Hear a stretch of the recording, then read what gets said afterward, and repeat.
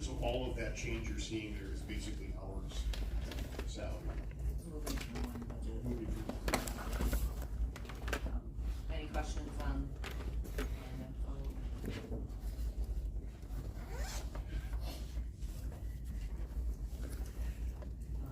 Then the next one is the land info, grant.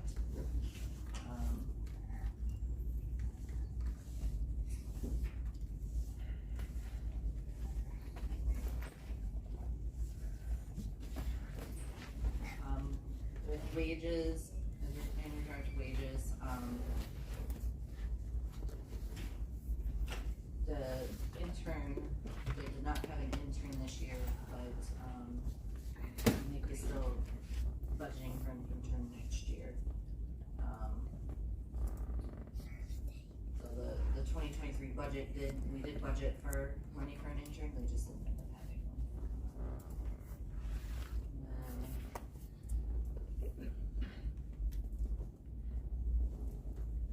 I don't know that there's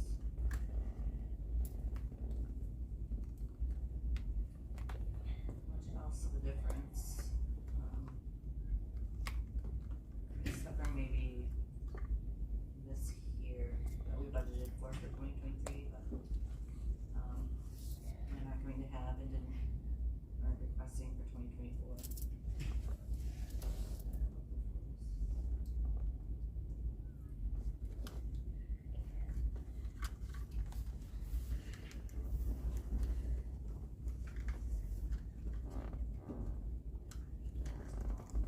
So this is no levy, they do have a fund balance they're building, based on the public access money that comes in, and then, they have this specific, expense line to use that money.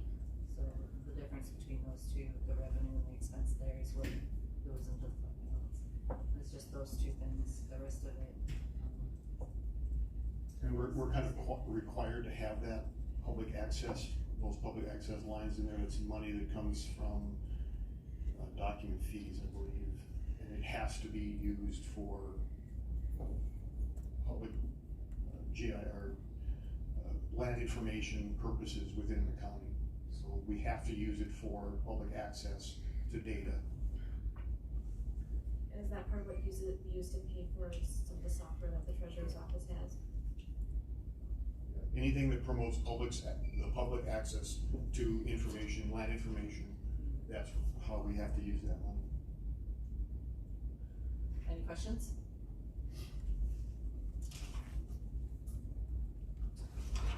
Then we have, county-owned dams.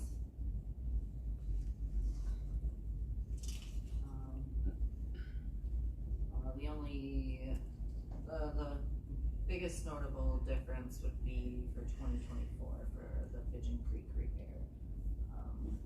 That's that grant, DNR grant that we have been approved for. The 50, Entire amount. 50%. It was 50%. 50%. And then, power line funds too, for the other 50%.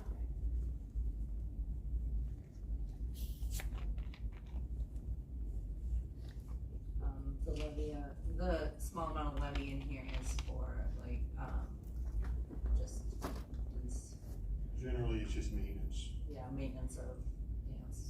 Mowing, we're required to mow occasionally mow the dams. And we do have to maintain the aerator on Audi Lake.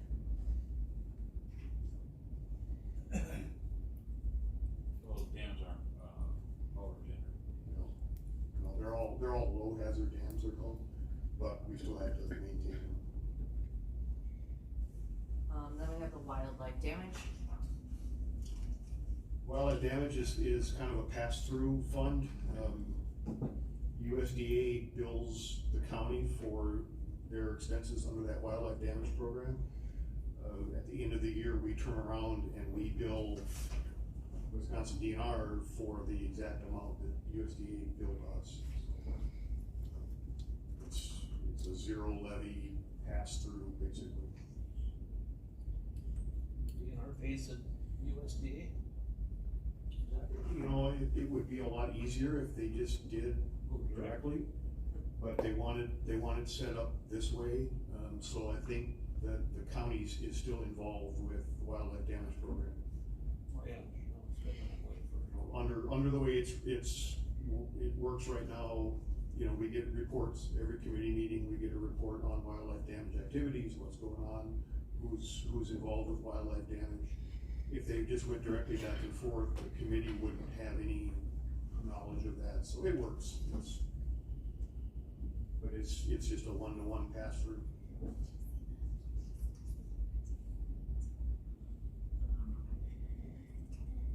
Alright, the next one is the NACD grant. No, National Association of Conservation Districts, again, it's kind of a staffing grant that we apply for and get from them. This is probably the last year that we'll get that grant or need that grant. Transitioning staff over away from this grant.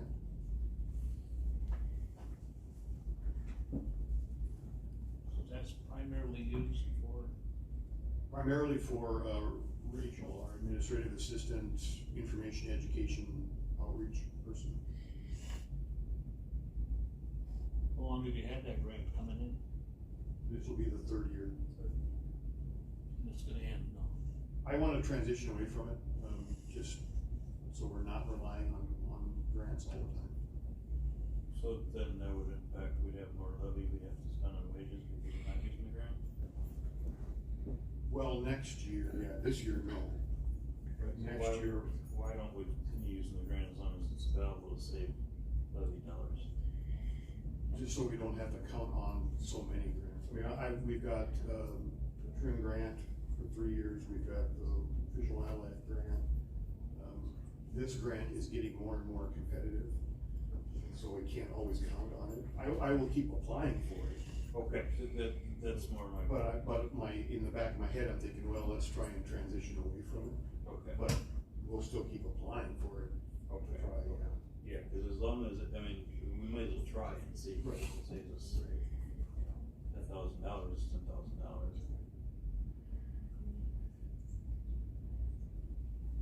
And then we have the tree program.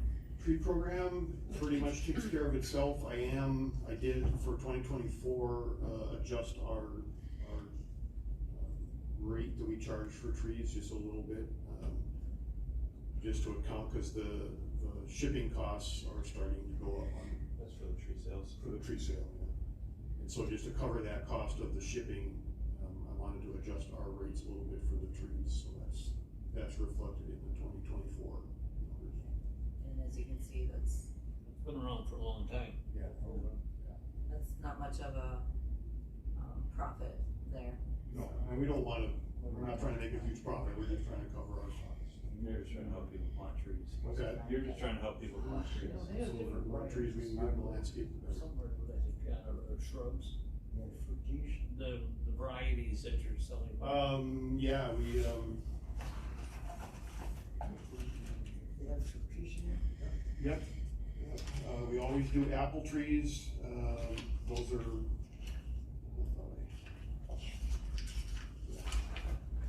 We always do, 3 varieties of apple trees, and then we also do, what we have planned for next year is chokecherry, crabapple, elderberry, balsam fir, red maple, red oak, American plum, red pine, white pine, blue spruce, and white spruce. Those are all bare root seedlings, so they're 12 to 18 inches bare root. The apple trees are pretty substantial trees. They're bare root, but they're 6 foot usually. Real nice trees. We also just started doing a native plant sale as well for a different greenhouse. That's catching on a little bit. We had 18. We had over 30 flats of native plants that folks bought last year.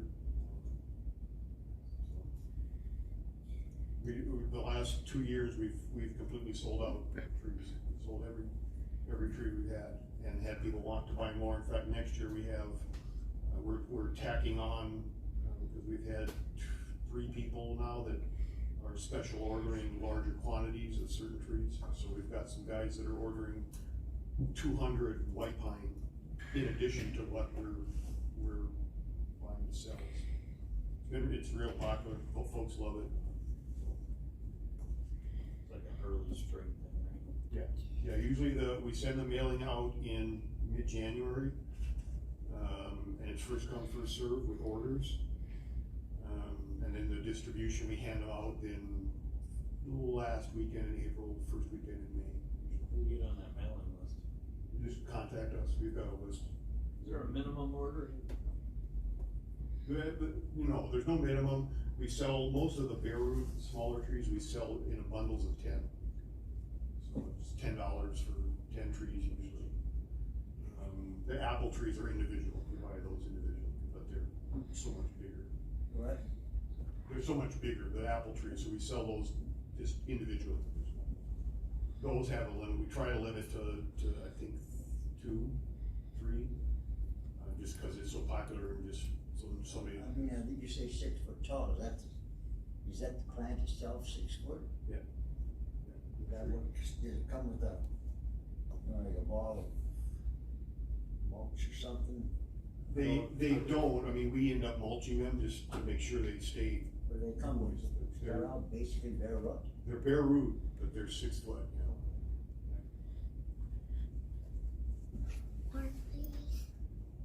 They probably keep them in a tub of water or something and then.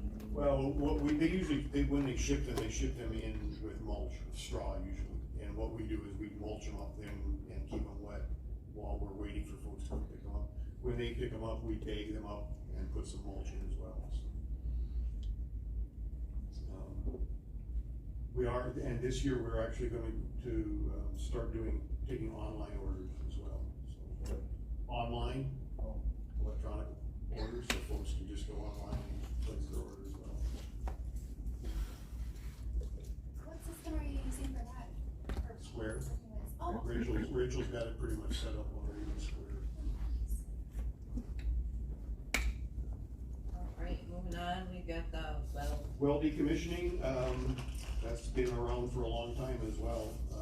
Basically that program, we set aside $2,500 and we use $300 at a time, up at most $300 per well abandonment, so that we can cover 100% of the cost of properly abandoning wells.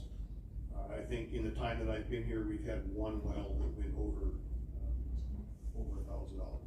So $700, 70%, $700 would be covered by the SWRM GATCAT grant that we have, and then the other 300 at most is picked up by the county. And like I say, so far I've only had one so far that was over $1,000. Usually they're less than that. Then we have the conservation special projects. Special projects is sort of the dumping ground for the other grants we have. It encompasses the large scale trim grant we have for Devil's Creek watershed, the Fish and Wildlife grant for Devil's Creek, a small scale trim grant for an individual project, the farmer-led watershed grant that we have as well. So they all go into this budget here. Mainly it's pass-through money, not pass-through, but mainly it's project money with staff as well. It's not an equipment, we're not really buying equipment with any of these grants. I think the only one that has any equipment in it is the Fish and Wildlife grant.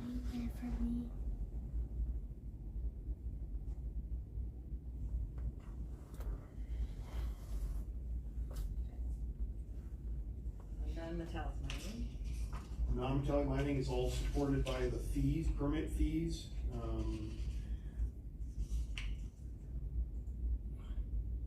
And that, generally, I know for 2023, and I'll have to get with you guys, Jamie, Sky, to verify this, but I think that in the past, I've been double counting the payment that goes to DNR. I think when I was reporting the revenue, I was reporting an amount that already had the DNR fee taken out. Yeah, we correct that on our end, but yeah, we can work on that going forward. So we'll have to fix that, cause I think there's more available there. Yeah, there really shouldn't be an expense here, Right. because when we collect that fee, since that's a mandatory fee due to the DNR, that immediately goes to a liability account as a fees due to state, so the fees that are getting recorded are our true revenue from those fees, not ours plus. And I think in my planning in the past, I have been using the amount reported that already had that fee taken out, and I was taking the fee out again. And so it was messing up some of the numbers there, so. But it's all fee based, there's no levy in this budget.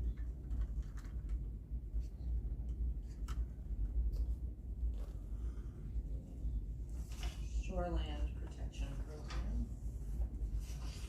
That's, our new shoreline program. I'd like to keep it going. It's been, incredibly popular. In fact, this year, we sent the notice or the solicitation out, I think in early June, and by mid-July, we were done. I mean, we had allocated the money we had for this year, and I've got people signed up that are ready to go for next year as well. Basically, the program covers small shoreline projects to help with lake protection mainly. We've been focused on lakes. Things like planting native buffers, native vegetation, rain gutters, rain gardens, infiltration basins, things like that. Generally, they're small projects. Generally, they're not more than about $2,000 total, which would cover up to 50% of that, so $1,000. And so I'd like to keep it going next year. So we're funding that with, power line funds.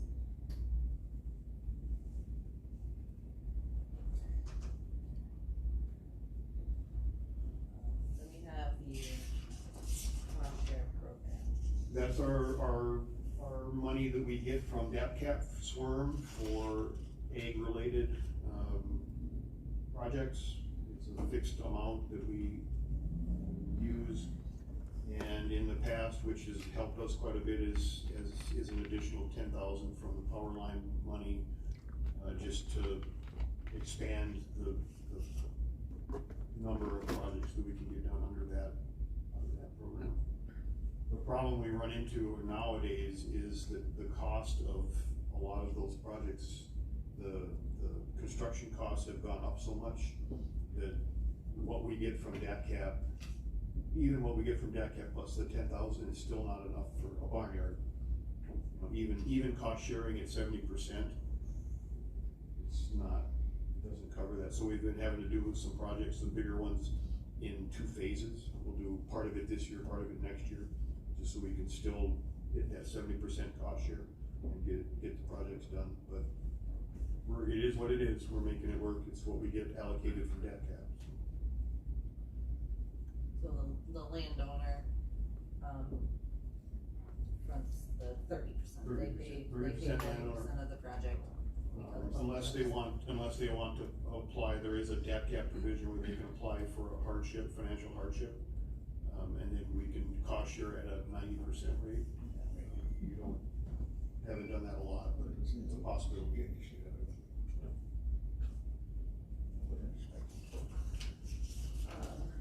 The SWIRM. SWIRM is also from DATCAP, that's our staffing and equipment, part of the grant.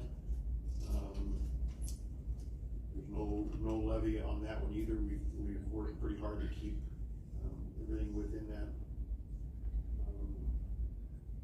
What is that? The secretary and bookkeeper in this form? Yeah, we had 0 for 2022 and 2023. Yeah, we can, under the staffing grant, we can use that, we use that for staffing, and they don't care whether it's used for certain positions or not, we just use that for staffing. So what I did is I just shifted some of Rachel's hours in 2024 to the SWIM grant Gotcha. to help with some of the information education stuff she works on. Perfect, okay. Does this committee, remember at county board, we resubmitted Rachel for a reclass because she's doing more education and outreach? Remember that? So we got the results back from Carlson Detman, she did go up a grade. So that, sorry, correct, this is what's helping fund that, part of that increase, yep. In And that was- 2024, everything in 2023 is still covered by grants.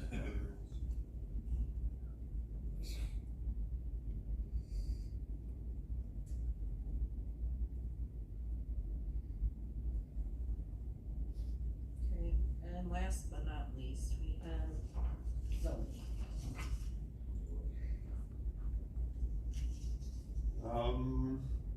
Not a lot of change right now. I will be coming back to personnel and finance though. We really want to take a serious look at, an enforcement position within zoning. Somebody who is dedicated to follow up and enforcement of citations in particular. And so we're looking at modifying our fees and fee structure to help cover that. And then also to cover some of Rachel's time in 2024, cause she is pretty significantly involved at the front desk with a lot of those issues, or a lot of the zoning work as well. So where that's in the works. I'll be It'd be a doing. full-time position, What's that? there'd be a full-time position just for zoning follow-up. No, right now we're looking at halftime, a halftime So, person. the budget, we took it out of here because it's not an actual position yet, they don't, and his committee is still discussing the additional fee as well, so we took those requests out. But the fee, Nick had anticipated would be an additional $75,000, for 2024. And then I added down here, like, the wages that he was, presenting Where for. did the fee come from? Is that like if somebody applies for, zoning? That's what we're looking at right now, is not only an adjustment to the existing permits fees that we have, but an additional private on-site waste treatment system fee, annual fee, which is very common.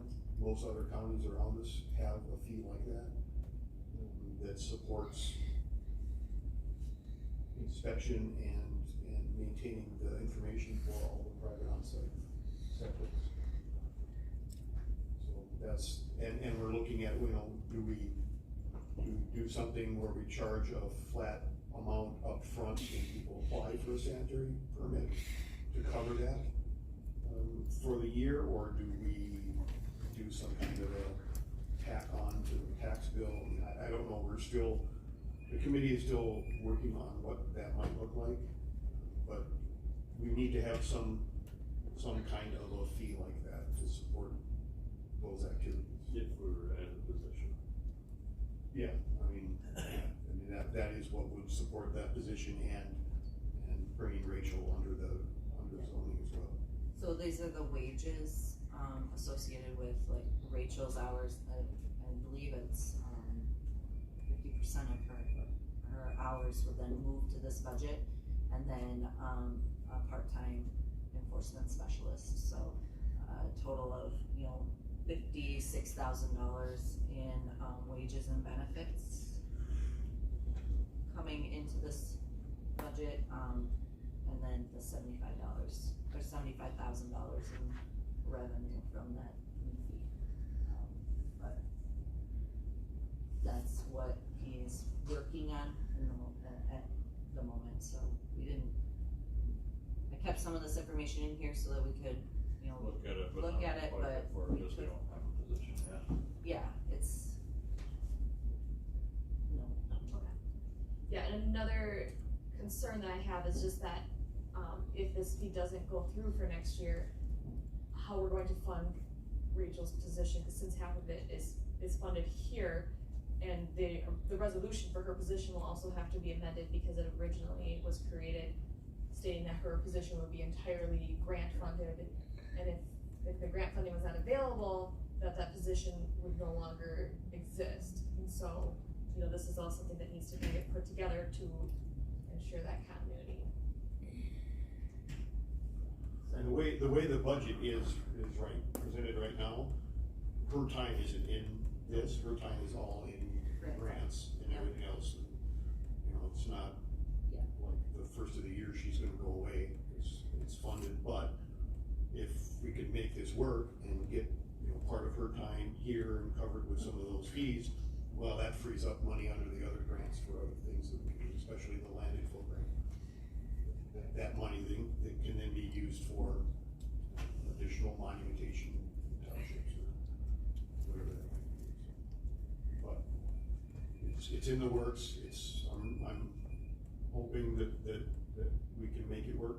I think it's important, especially the enforcement position, because we really need somebody out there that is gonna hold people to task when they get these citations. We need to follow up with them. It's extremely difficult with limited staff to do that.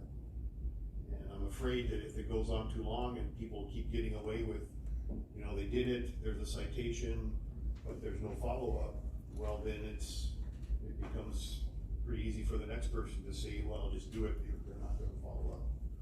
What kind of citations are you giving, like plumbers when they're putting in new mound systems, or? A lot of the times it's you know, zone, building violation. You know, they built a building that was within the setback of the lake, they put a shed in an easement, septic system installed without licensed plumber, you know, you name it, any of those violations. What triggers, you investigate something for citation? Usually it's a call from somebody. Usually the neighbor's like, Joe just, did this. The vast majority are a call from somebody else, generally around the lakes. I suppose you're not gonna call and tell them yourself. No, but usually somebody, around the lake, they'll see something that they know is not within the zoning code, and they'll call. That prompts us to go out and investigate. Now, what if somebody did something incorrectly, and you realize after the fact, somebody brought it to There's a your procedure. attention, and they call and say, hey, I was unaware.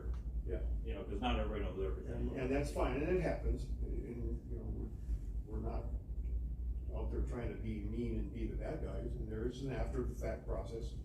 If they're willing to work with us, we'll work with them. But there are a few cases where, that's not the case. Folks can get pretty belligerent. Oh, I'm sure. In fact, we were just out, one on Tuesday, we were out, and it's unpleasant dealing with those kinds of situations, but it needs to be dealt with. Well, nobody's happy if you issue a citation. And there were a number, and it's not just one, it wasn't just one violation, it was a whole string of violations. And, you know, those need to be followed up on, and they need to be taken to task.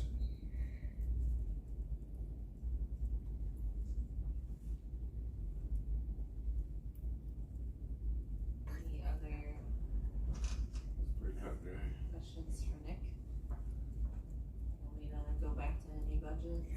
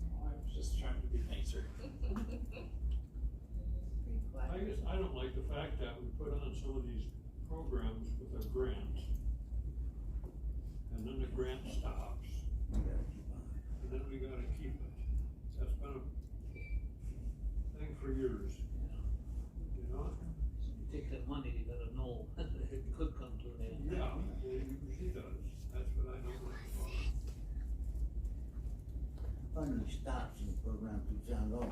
Yep.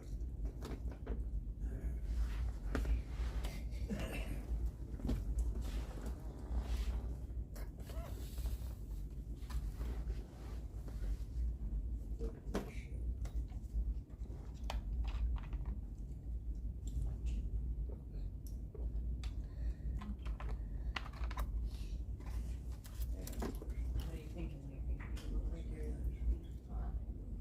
I'm just looking at the difference between, refresh our memory here, from 17.7 to 30.9, or where was the difference there? Okay, Wages were some, I suppose.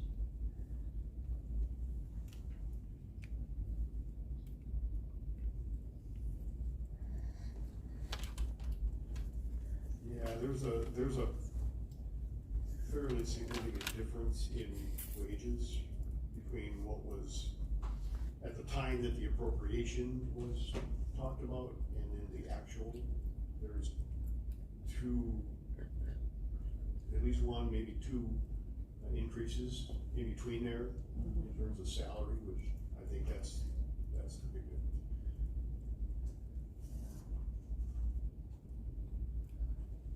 Yeah,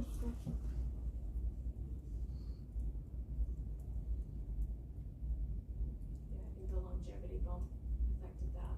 yep, And I know one other thing that kind of messed up comparing it back to 2022 was back then, in 2022, the Wisconsin fund was still active. And so that is in that part of the budget, and now they got rid of Wisconsin fund. So that's not a part of the budget. I think there was $2,800 that came back to the county in 2022 that was not there in 23. And that, the travel increased quite a bit. You know, you went from a $2,500, budget in 23 to 5,000 for 2024. Yeah. And I assume that'll be tied into that additional fee in the enforcement, or? Yeah, we'll have to, yeah.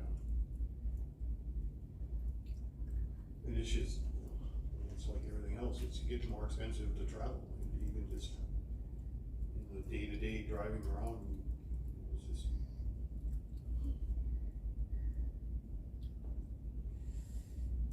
Okay, any other questions for Nick?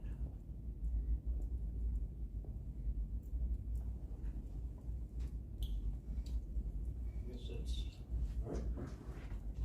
good. Thank you. Thank you. I will get out next week and look at that down. I think I emailed you that invoice, so. Okay, I'll mark on there which one is which.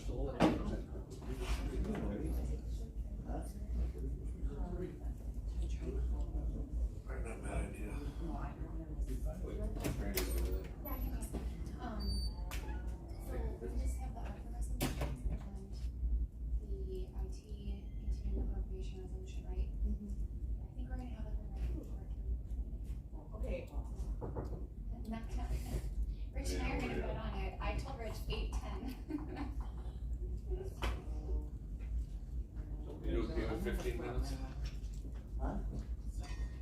Was that highway supposed to be here, so that, Yeah. you know, Ashley's Yeah. calling Scott right now to find out. yeah, Ashley's gonna call Scott, he was just, Emily's. Yeah, but otherwise highway is the last one of the day, so I think that, we're in good shape right now. Hey, Scott, are you gonna come up to the courthouse to present the rest of your budget? Oh, okay, we're taking a short break. If you could be here in like 10 minutes, that'd be awesome. All right, sounds good, thanks. Bye.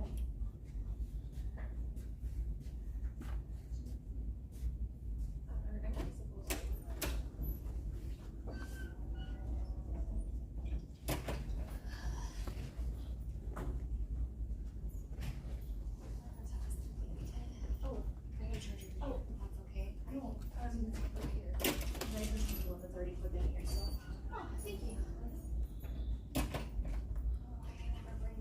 usually sit up there, and there's one up there, yeah.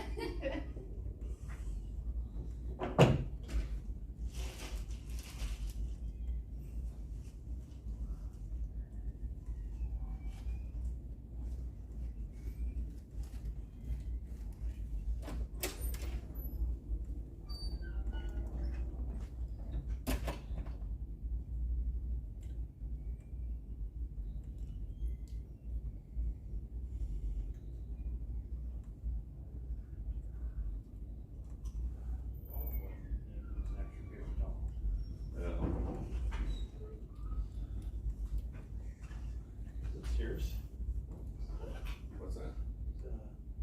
That's Ashley's. That's Ashley's.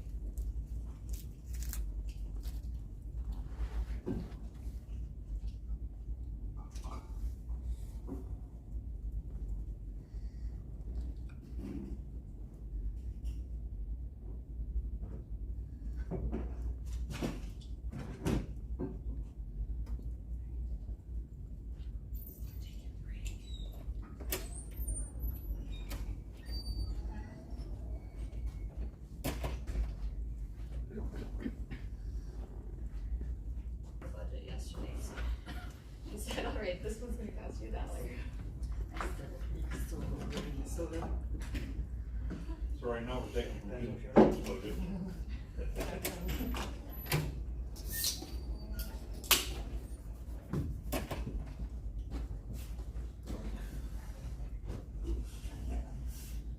Yep.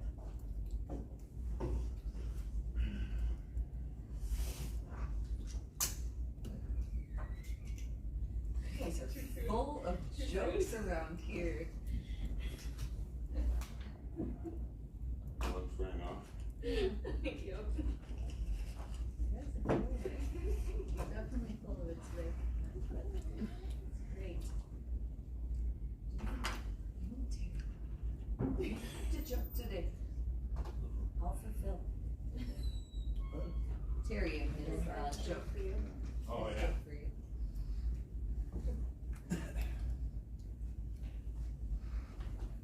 What do you say something about bridge? Yes. You should be crossing bridges.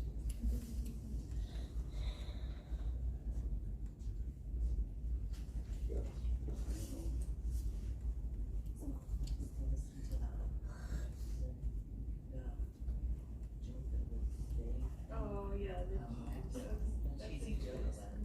Cheesy jokes on that. Bill on this morning, what do you call cow's knees? Cow's knees. Burger joints.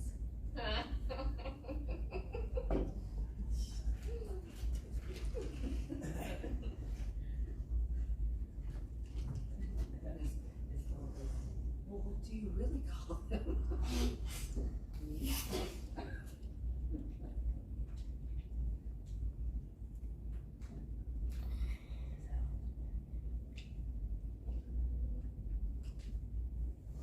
No, he said he was running away. He is running.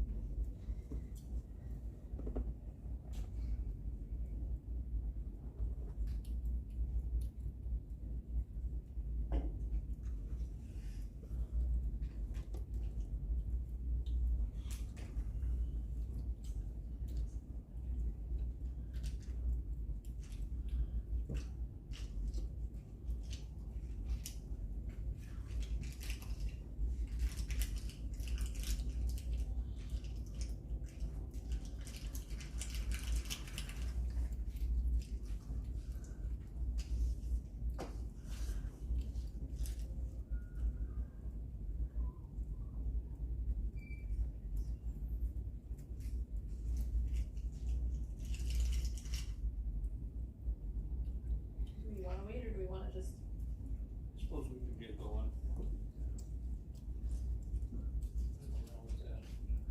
I think he's in Ashley's office. Okay. So the first budget is the administration. This is for the highway commissioner and, employees in the office.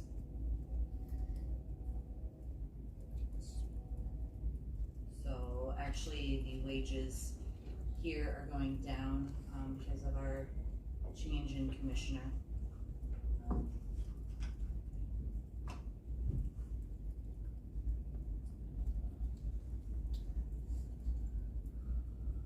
I don't think we did too much, in changing our expenses.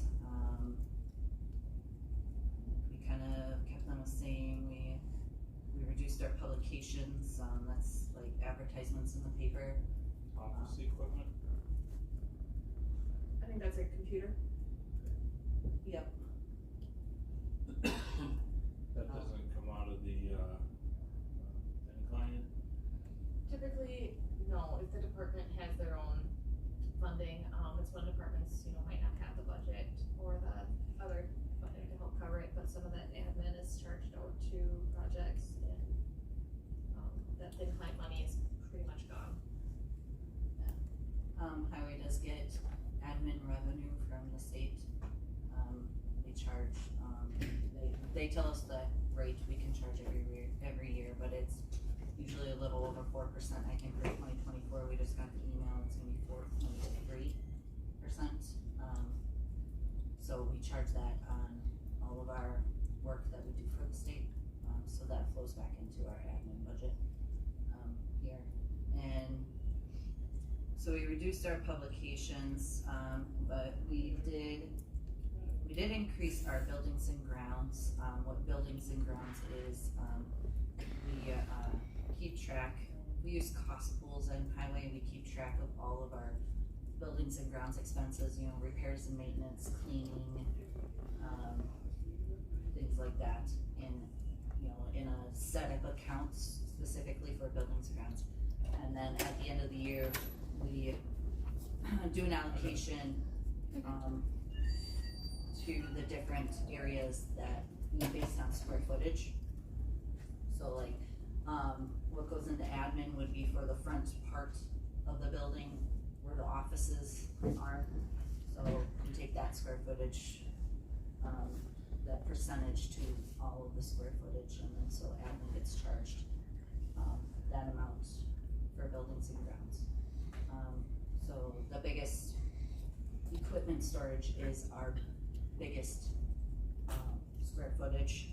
So the equipment fund actually, gets charged the largest amount of the buildings and grounds. So that, it's hard to determine what that number is going to be, because it's only allocated once a year based on that year's costs. So we do have an older building, so maintenance of that, that's all the utilities and things like that as well, have been going up, so we did increase that some. What would it cost to throw a fresh coat of paint on the highway shop out there? A fresh coat of paint on it. Yeah, just kinda ugly.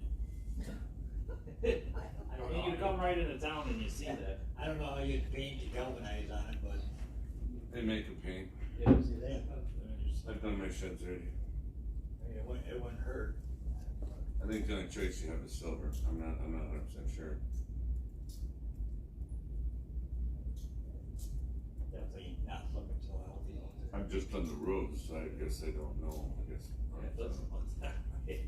And then you come into town and that's your first impression is looking at that, it's kind of, I don't know. Be freshened up a little bit. Yeah, she's old. Yeah, we definitely look into see what it costs, what kind of paint we can get to cover that up.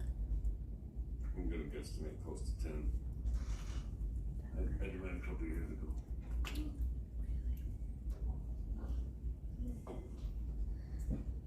Shop overhead is another, cost pool like buildings and grounds, so that's all of our, costs to run our shop.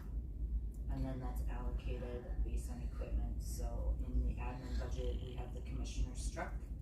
And so, the portion of that is, charged to admin, based on labor and fringe put into, his truck for the year. And our revenues, for admin, we have a small amount that we get reimbursed by the state for administering our LRIP programs to the municipalities, permits that we issue throughout the year. We have fees on those. That comes back into this budget. The state admin support is the largest revenue we have. The plant reimburses the admin budget for the interest on the blacktop plant bond. Per the highway maintenance manual, the interest has to be expensed to the admin budget. And then we just do an internal transfer between our funds to have the blacktop plant fund cover that interest. You're getting a $5,000 increase in the administration support from state? Yes, and I base that on what like our RMA is and what kind of projects we'll have for the state, and historical, like, 2022 we have 33,000 in admin. We're already 6 months, almost 20,000, so I mean, historically it's been higher than 20. We've erred on the side of caution with the 25,000, but I know that we've been hitting more than that. And the admin rate really doesn't fluctuate too much. It'd be less than 0.5% every year. Does it fluctuate up and down? So pretty positive we'll hit that. How do they gauge that in the first place? The admin rate? Yeah. So at the end of the year, when we close the books, we report, we have a long list of schedules we have to report to the DOT. Every county reports to them what their administration costs are, so they report all these costs. So they take all 72 counties and, look at them as a whole and then come up with their rate. So it's like an average of all 72 counties.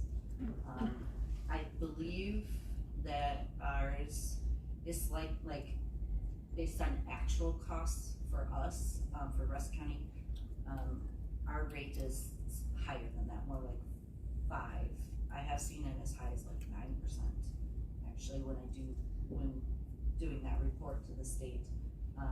So obviously there's other counties that have theirs much lower. Maybe they have other revenue sources coming into it, or things of that nature. So, and it's based on like your activities as well, like your maintenance activities, and how much you're spending on those, like, on the state, on the county, on districts, things like that. So they take that into consideration. So that factors into the percentage. So if they're doing more work, that would bring their percentage lower as well. Any other questions on admin? Overall, our admin has come down mostly because of our change in commissioner.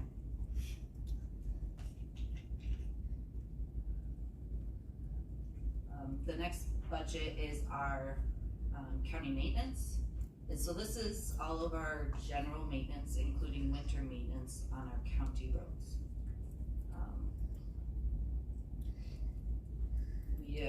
We budget more by activity. You don't see wages broken out in this budget because we're budgeting by the activities that we're doing. So we have a few that we budget specifically for, like rut paving, marking and signing,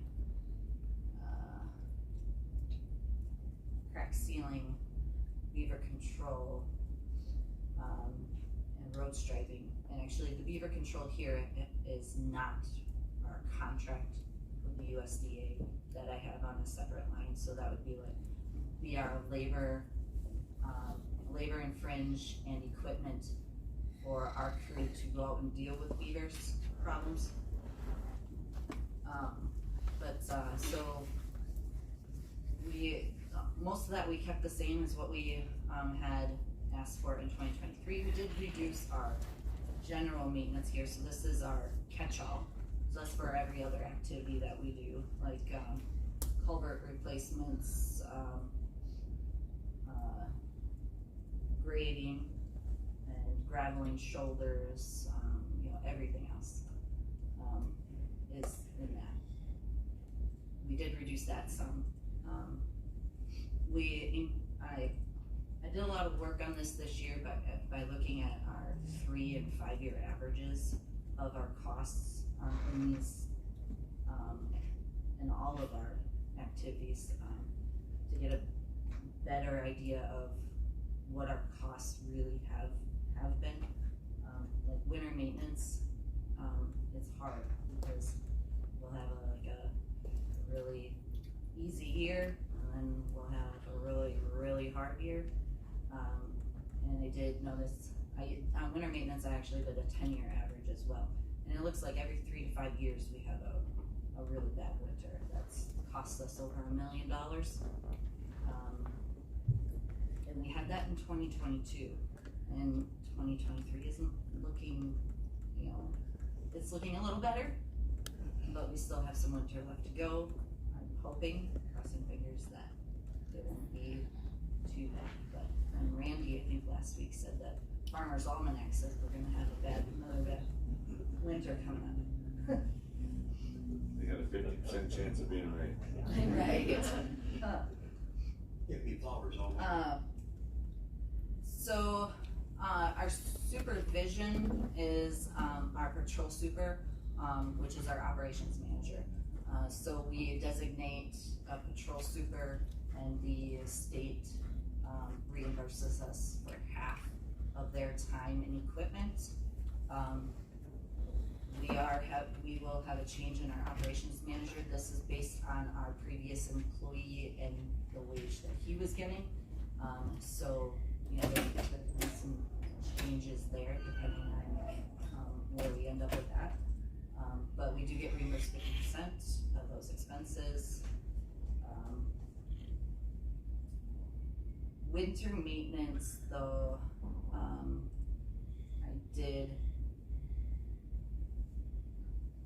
we took a look at that, and actually, what we were budgeting before was pretty close to our 5-year average for our labor and fringe, but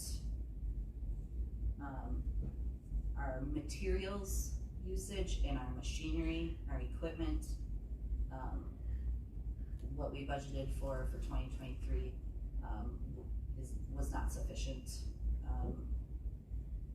Looking at a 5-year average, it really opened my eyes as to what those expenses really are, so I did increase those. With our materials, we do sell a lot of salt sand and some salt, but a lot of salt sand, so we do have money coming back in. And this is it's a low number because you never know, it's like a revenue. So I didn't want to shoot too high and then not meet that there. But we do sell quite a bit. So that helps reduce our winter maintenance costs.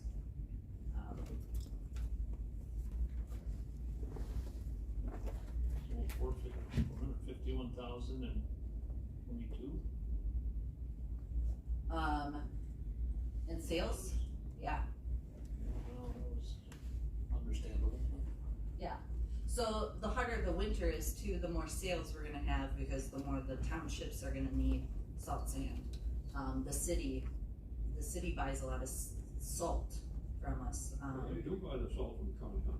Yes, they do. Oh. So yeah, they buy salt from us, and they've been buying some salt sand, but they don't like using the salt sand on their roads. They prefer to use straight salt. Yeah, so, you know, She uses salt sand and fill some potholes. yeah, so, I think they've discussed that too. I've heard Kurt talk about that, you know, their council has asked them, you know, about that too, cause salt is a lot more expensive. You're talking, you know, $95 a ton versus, you know, like $25 a ton for salt sand, but the salt sand only has 5% salt. Well, that's something to do with the gutter system, or the Yes. curb gutter system. Yep. Yeah, that's what it has to do. Sand Yeah. probably messed with it. Yep, yeah, so they don't like using it, but, Really plugs up your, storm drainages too. I bet it does. so for our revenues, we've got, you know, the 50% of the state supervision coming back in. We have a payment that we get from the state winter availability. It's a set amount, for the trucks that we dedicate just to, the state roads for plowing. You know, it's a one-time payment, to offset some of our winter maintenance. They also help us with, our liability insurance as well. The state supervision revenue is gonna go down. If the expenses go down, yeah, the revenue will go down, you know, so,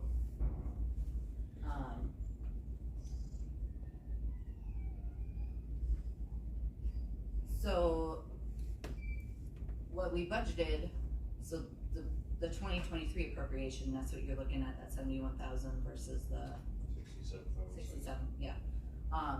So the 71,000 would be 50% of the expenses we had budgeted. And so all of these expenses for supervision. So when you have,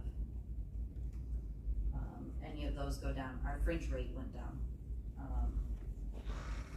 for 2023. So fringe is less, so then the reimbursement's gonna be less. And the highway winter machinery Yes, went from 200,000 to 325. yes, because when I looked at a 5-year average, our actual costs for using equipment to plow was a lot higher than this 200,000. We were kidding ourselves. What has happened in the past is, our winter maintenance has been cut, and, you know, they would just pick a line there, even though you had, you know, they wouldn't just like do a percentage of each line, they would just pick a line and cut it, and so like, it kinda made it look like it wasn't realistic. So if you're, So what did we spend in, say, 2021? We got 2022 up there. What was 2021? 2021 probably would have been, lower. I'd have to.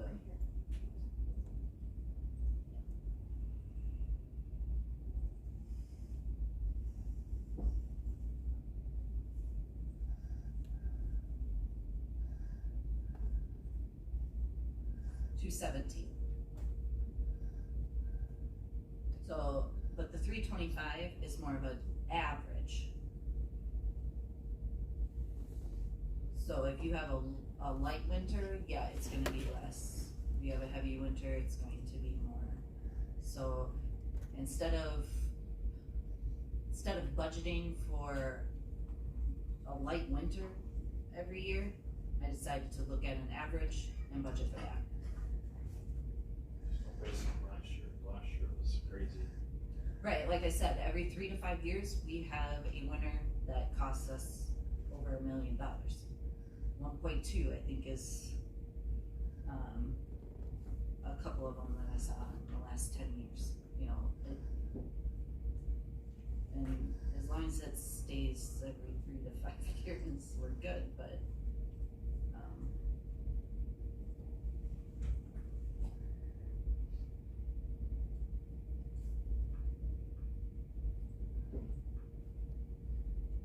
so overall, you're looking at, a $200,000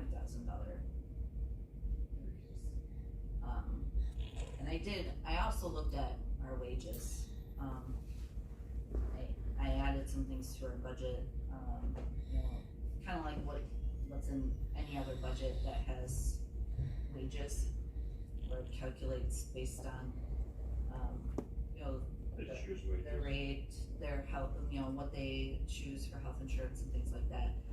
So we're looking at, like, with all of our employees, in the highway department, that excluding admin, it's like 1.8 million, for wages and benefits. That's not including any overtime. Compared to 93 appropriation 2023. But that is all of the wages. They don't all go to this budget. It's spread across all the budgets. You know, like, it's not just maintenance and winter maintenance, it's construction, it's, state, or the work we do on the state, districts, all of that. Shop, that includes our mechanics, so those, you know, the majority of their wages goes to the equipment fund, because they're working on the equipment. Some of it might go to the department, we charge up to the departments or the districts when they're working on their vehicles, but, so that's their total wages, but it's, divvied across, all of our budget tabs, except for the admin one. See, so I guess I'm probably looking at this wrong, but when we go down to, where you have that listed on the bottom there, I see you get to 1.7, Oh, yep, whatever, so I was looking at 2023 and that's 92,000, that's not, this line must not be, in 2023, that must not be looking at the same. 93,000, well, up at the top, you don't have wages broken out. So these activities up at the top, your maintenance, your chip sealing, rut paving, marking, signing, crack sealing, beaver control, road striping, that's wages, fringe, equipment, materials, all those costs are included in those numbers. You don't see, because we budget by activity, you don't see wages broken out. Well, but then, 2022 actual is broken, because I mean, that 1.2 I'm assuming is, all of them. We don't. If you scroll down to where that 1.8 is. Huh? You scroll down to where the 1.8 is. This, Yeah, so if you go all the way to the left, that mine says 1.2. oh, that's just wages. Yep. And then you go all the way over the 1.8, but. Yep. That's with benefits. So these are all the benefits. So you got salary, this column is salary, this column is FICA, retirement, health insurance, work comp. So this is just their hourly rate. And then this is the total with benefits for that one person. And that gets added up and goes to the. Yep, that's divided between all the activities that we do. It's to give you an idea of, you know, just how much our wages are. And there's no overtime calculated in that. And we do have. don't have, I guess what I'm asking is if I'm comparing to 2023, where would I compare that 1.765 to the 23 number? Is that not calculated? Which number? Okay, so if I look for 2023 12 months, Oh, yeah. it says 351,153 have a 12-month number for 2023 to compare to that 1.765? Or do we not have a 1.76, I'm not, I guess I'm, oh, my, 1.7 million for wages? for wages, okay, my mic. We have that number from, 2023 appropriation somewhere. No. You won't be able to see it, you won't be able to see it in those numbers. Because you didn't do the work to break down all those No, lines, well- but you did this for 2024 for us. No, I added this just so you could see what our wages are, but actually in the budget, you won't be able to, like, you can't pick a line and be like, okay, there's this much in wages here. That number there includes wages and benefits and equipment and materials that we would use on that activity. That's what I'm saying. Everybody always, we're always asked all the time, like, okay, well, where are the wages? Where are the wages? Where are the wages? Like, I included that so I could show you what our wages, what we do pay out in wages and benefits, but it's not broken out. If you wanted me to break it out in here, you'd have a budget so long. Cause every activity I'd have to do that for. I'd have to do wages, fringe, equipment, materials, and we have a lot of activities. You know, you'd have to do that for every one of those activities.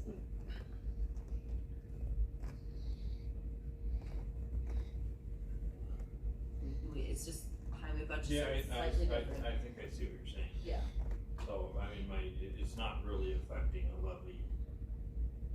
No, There, all of that. that number is not really gonna be affecting the levy. All the lines up top, pretty much all the ones that are, Yep. that have borders on So it. we are covering all those wages in Through what we're these asking sums. for. Okay. But if you were to start cutting things like construction, well, there's wages in there. Part of those wages are included in there. Then how are we still have that person to pay. Then another budget's gonna have to go up in order to keep that person, and pay them. They have to do something. If they're not doing construction, they have to be doing something else. Maybe we should reconsider that other person we just added. But, in order to maintain the level of service that we provide, especially in the winter, that's the number of people we have. If we reduce our crew, our level of service would decrease. We would not be able to provide the same service. And let me tell you, there's a lot of people out there that don't think we provide enough. So, if it got worse, I mean, we do have people that, thank us, give us kudos, they're out there defending us, saying great things about us. We have just as many people saying negative things. How come Chippewa County is better? When I come into Rusk County, it's 10 times worse. Barron County, their roads are clear. I come into Rusk County, 6 inches of snow. And I was told where the county line is. Yeah. We also hire out in the townships too. We got 2 or 3 townships that we rate for in the winter time. That's a big bonus to us too. Because you're making that revenue back. Yeah. Do you plow the townships after you get done with all county roads, or do you go and? Depends on what kind of snowstorm it is. If it's a little to a minor, we'll handle with the trucks and we send the graders out to their townships. But if we got something major, I want the graders, operators to go in our county first before we dispatch them into our townships. Okay. State, county, and then township is all, is what it goes. Okay. Not unless we have the manpower. If we have the manpower, then we can do it, but if we don't have the manpower, then that's the way it's gotta fall. It's gotta fall state, county, then anything below that. Any other questions on maintenance? This is besides our construction, this is the most complicated one we have. Our construction is, it also is, as far as dollar wise comparable, but this is the biggest budget we have. The next is construction. And so we are, Scott is wanting to do a couple projects.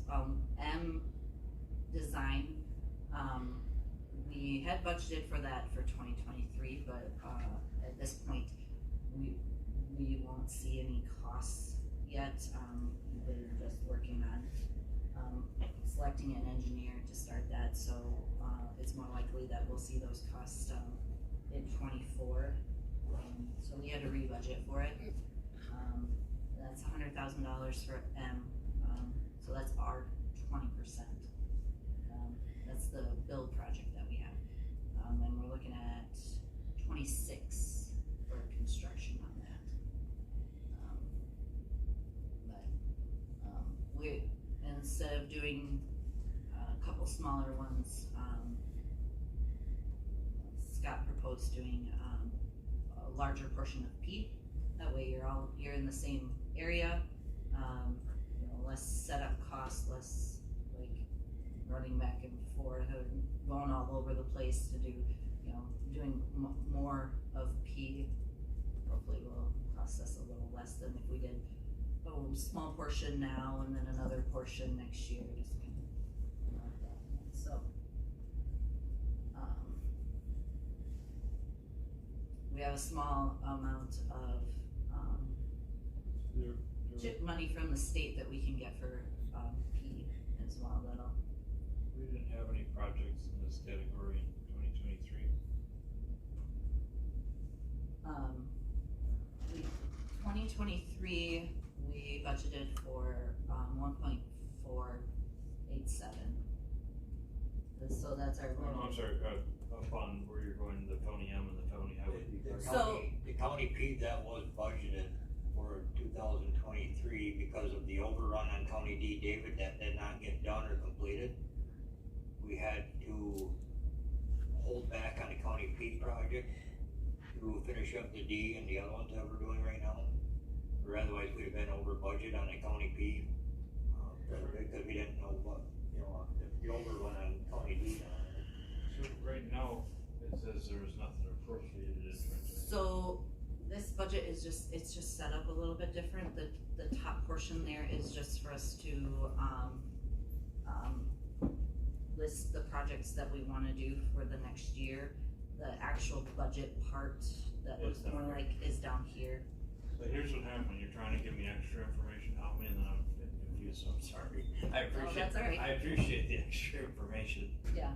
Once I understand how to use it, it helps Right. me. So. Yeah, right. So we can give more detail on our projects, like the roads, what the type of, like for M is design, for P it's a pulverize and pave. Sometimes we have an overlay, also gives you the miles, that we plan to do, and then these bolded numbers here are the tonnage of blacktop that we, plan to do.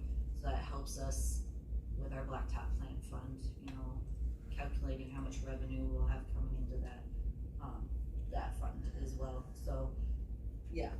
So the top portion is just for the 2024 projects, and then down below is where we kind of break things out.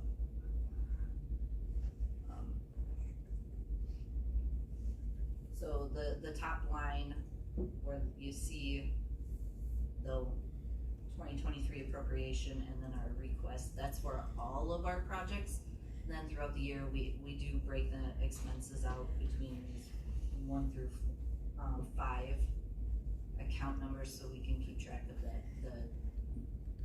cost per project, but we don't budget quite that way because it all depends on whatever project we start first, we use number 1 for. In this case, we use that account for D last year, so then we used that same account for this year. So your 2023 you know, 12 month will have your, what we expect to have for individual projects. Since we're not doing P, we are doing some other projects, some smaller projects, like an overland J. We budgeted for County G, we're gonna get that done this year here.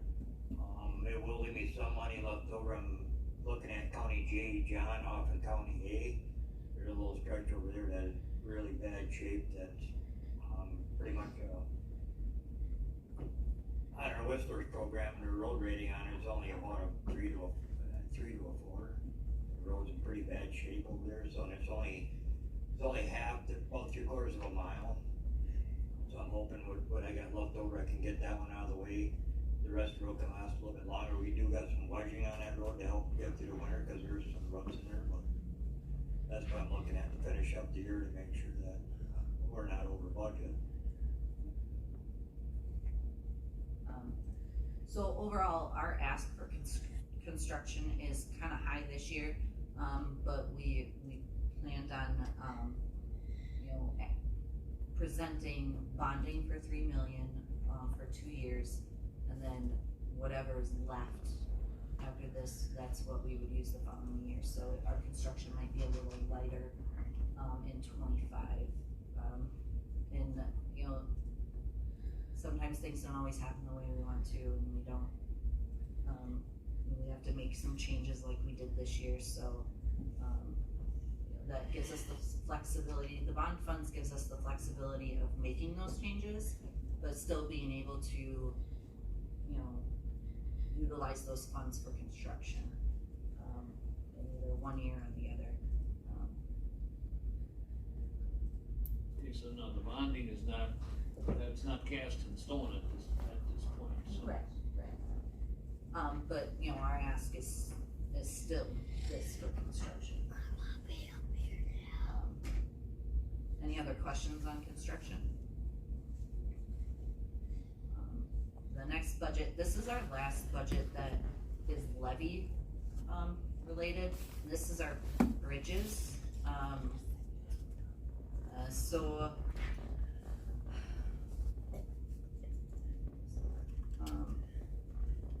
we're part of the bridge program with the state, and, you know, we're actually winding down on bridges that, to be replaced, but the state, I'm with Jeremy, they are definitely not timely whatsoever. So, we have quite a few bridges that, like, are complete, they'll be completed, but we'll still get billings and from the state, like, 2 years, up to 2 years after the bridge is complete. So, in this budget, we have a built-in carry forward, so we know what the estimated design and construction costs are gonna be for the bridge. We have to sign a contract for that, so we've budgeted for that, and then if it's not used, we've carried that money forward until, you know, the bridge is complete, because it takes several years, for all those costs to roll in, for that bridge. I think, if I remember right, over the years, we've had some problems with that because your engineering and the state estimates, drove our county costs up. I mean, it might be a year or two later and costs have gone up, and so I think the state was, we were getting stuck with the increase. The state Yeah, was not they- accepting that increase. They were trying, they did try to do that to us, but on a lot of the bridges, they were willing to do like, what they call change management order, and adjusted those costs and then absorbed 80% of it. So they worked with us on a lot of those. But going forward though, I think they put that in their contract that the county would be responsible for anything above and beyond those estimates.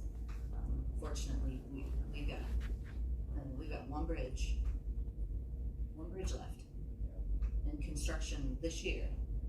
And then I don't know when we'll have another bridge come up for replacement, so, yeah, we're winding down. There's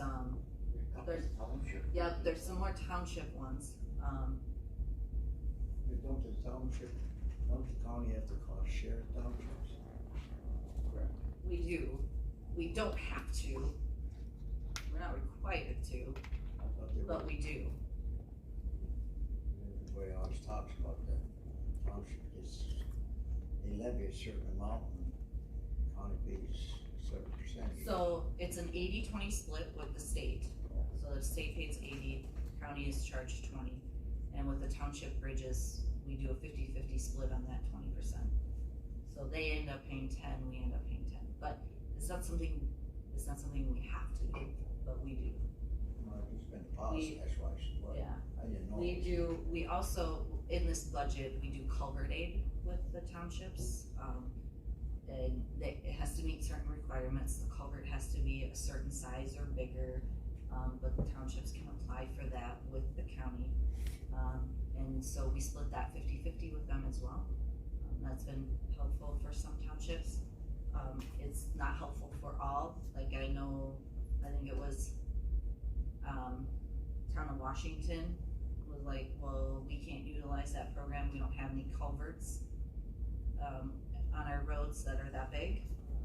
Well, that's a state statute thing, the culvert aid, so state statutes dictate what size the culvert needs to be, so, we don't have any control over that, but, any townships that, need the aid, can apply for it. So that's included in this budget as well. We have, Town of Dewey and Town of Marshall for 2024 culvert aid.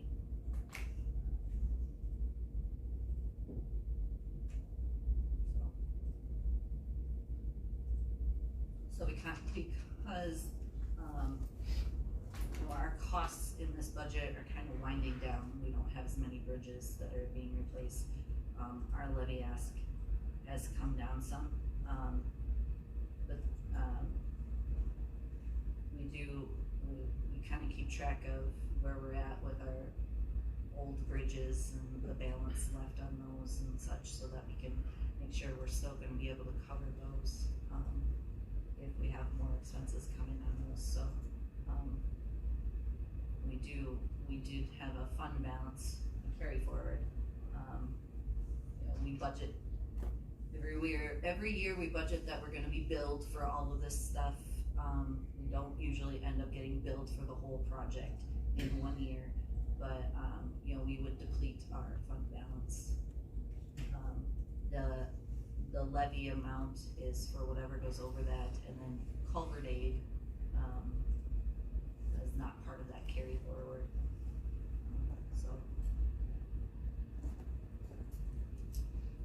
Who's responsible for the culverts and, like Highway 8? the That state, state? yeah, the state. Who's putting in the culverts? You say like, going west, I see they're putting changing a lot of culverts. That Madison contractor, Wisconsin. Madison, Madison's doing it. I don't know where they're out of, do you know? Knapp, Wisconsin. Knapp, Wisconsin. It should be starting on Highway 8 East this week. That's not something we can bid on. Say jobs we can. Can't do anything. The only time they let us do the work is if it's an emergency, we go out there and dig it, which we got a culvert on 27 North here, not this week, but next week. Like we possibly might be doing that one, getting that one done. And that's because we're a government entity and they would have put it out for private sector bids. Right. Yeah, we can't do it. I think that's state statute governed too. We're contracted with the state to do routine maintenance, But it Not- is not contracted. not construction. Right, so the state's got, It'd be nice if we could. pays good on Yeah. stuff, so. It'd be nice if Yeah, we could. it's- Think about amount of blacktop crews next year. Next, yeah, at least buy the blacktop from us. we talked to the state guy about that the other day, and if they said if we get the blacktop out of them, the millings, all it would do is drive up Monarch's price on the blacktop. Do what? Drive up Monarch's price on the blacktop, or whoever bids on the blacktop. Basically, it's not gonna be a county, cause it's a state funded, federal funded for the state roads, and they get the jobs, they get the millings too. You know, so they got the choice of selling the millings to private owners or whatever they want. Cause I even offered to pay for the labor and truck just to get the millings off the roads to help with the blacktop.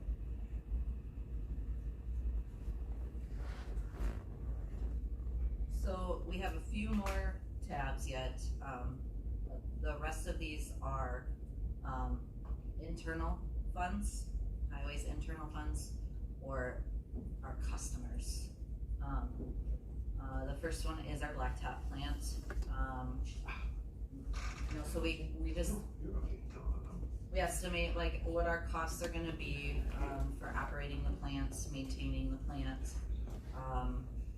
We have our debt service payment on the bond in here, and then based on what we have, what we plan to do for blacktopping, what blacktop we plan to run through the plant, we estimate revenue, the production of sales, and the sales of the blacktop. So all that, so we can estimate like, what we think if we're gonna make a profit or not, where our fund is going to be. At this moment, our blacktop plant fund is in the red. That has to do with the overages on purchasing the plant. And then, we had to start paying back the bond right away. So that's an additional, 145 in 2024 costs that we gotta pay out of that fund. When that's paid back, then we won't have that additional expense. That'll help us build back that way. Any questions on any of this? Again, it's an internal fund, so it doesn't impact levy.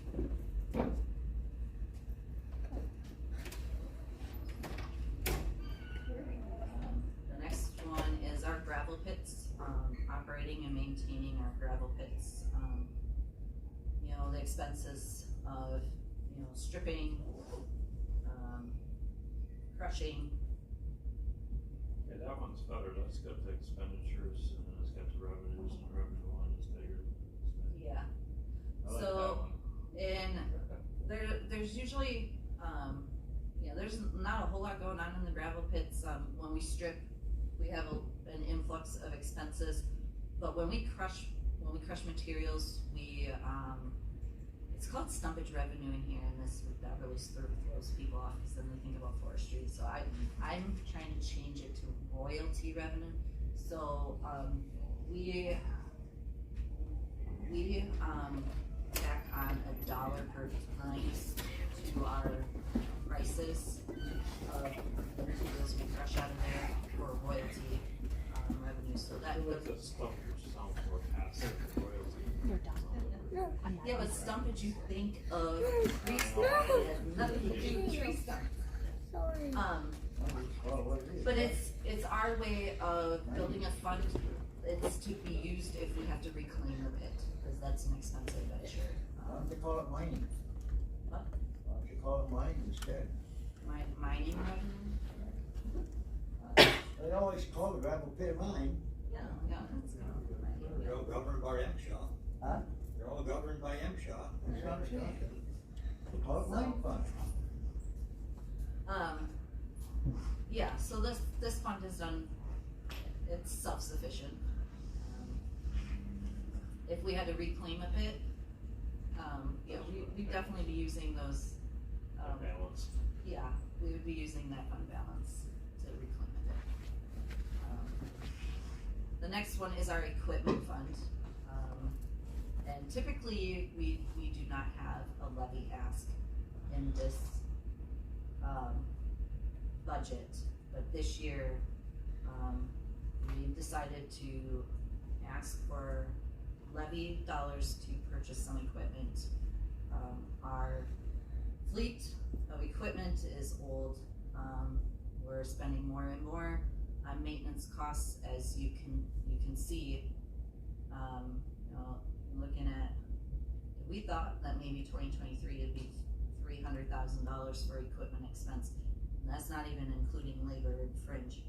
But we've almost hit that in 6 months. What's your fund balance at? So the only true one that you can look at is the 2022 actual. So where we ended 2022 is there. What's not included in that is we still had a couple payments on our plow trucks that hadn't been made yet. They were made at the beginning of this year, for the 2 that we had on. So those expenses needed to come out of there yet. We've, in 2023, we have purchased some other equipment, a pickup, some routers. Do we know where, The contractor going 2024. do we know where we're at for fund balance? Yeah, hold on. Emily reports that to the highway committee every month, after she closes a month.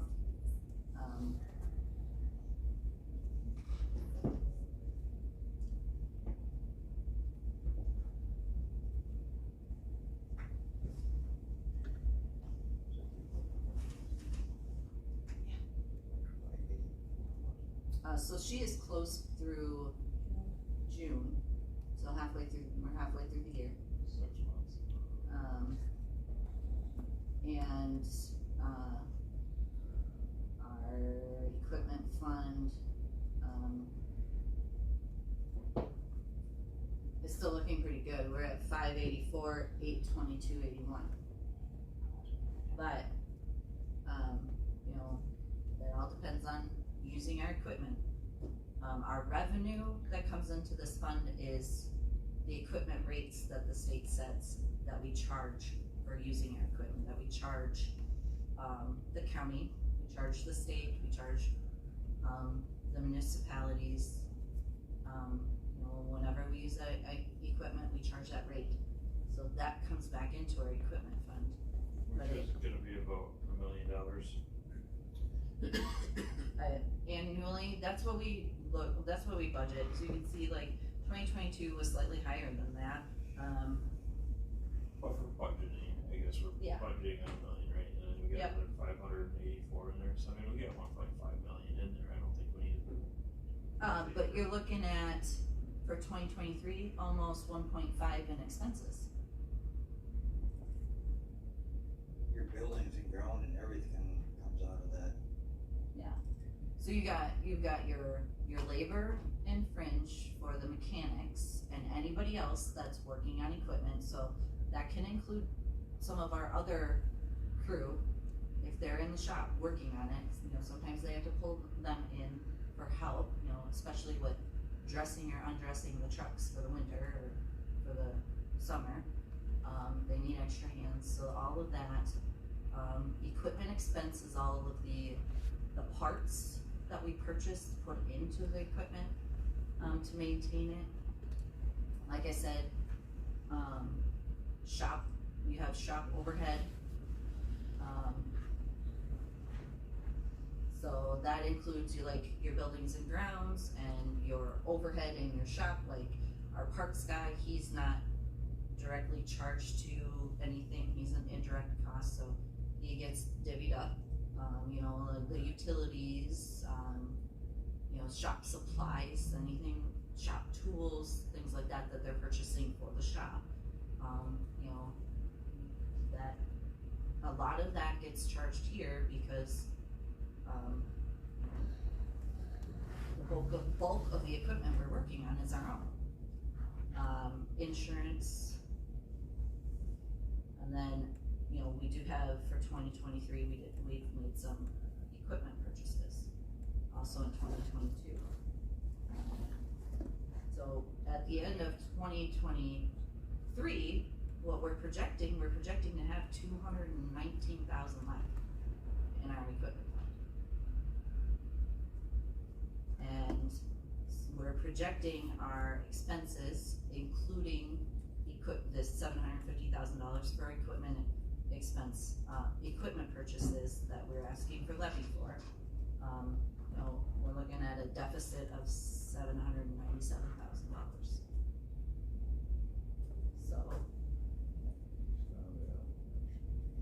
So by asking for levy for the equipment purchases, our equipment fund is still going to be, it's gonna be at $172,000 at the end of 2024. So I just don't see how, if we haven't been historically levying for It's- 750, if the so revenue has helped maintain that, why all of a sudden we need $750,000? because our equipment is old. We have not had a good plan. We've had no plan for replacing our equipment, none whatsoever. I feel there have been some poor decisions in the equipment that we've purchased in the past. Like, they thought it was a great idea to purchase some used equipment used plow trucks from another county. Yeah, it saved us a bunch of money, but we did have to put a lot of money into those trucks before we could use them. But they were old, and they were the same age as some of the other trucks that we have. So now we've got, instead of a couple trucks that age, we've got several of them, and they're all gonna be needing a lot of maintenance. The older they get, a lot of maintenance, and replaced all at about the same time, Right, you if know? we go and replace a bunch of new vehicles, we're gonna run into the same problem, right? All of a sudden. But we're not whatever- asking to do like, this is for like a dump truck, one dump truck at like $300,000. Maybe a couple pickups, and any other equipment purchases that we may run into. We've got graders, we've got loaders, that are old. Our loaders are quite old.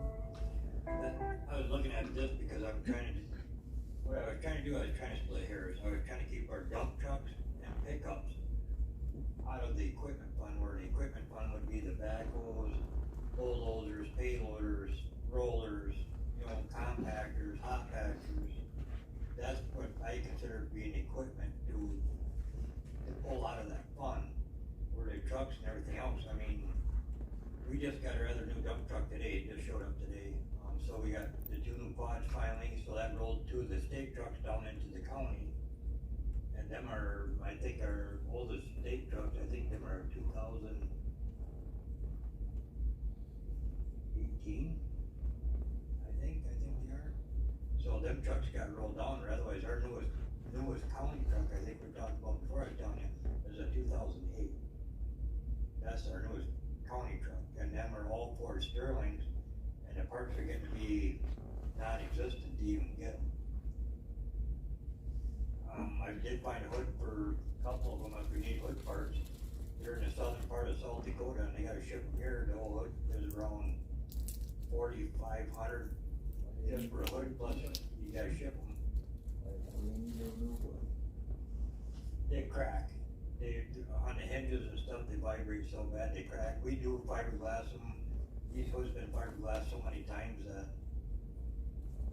the hinges, everything, they rust out from all the salt from the metal brackets in the hood.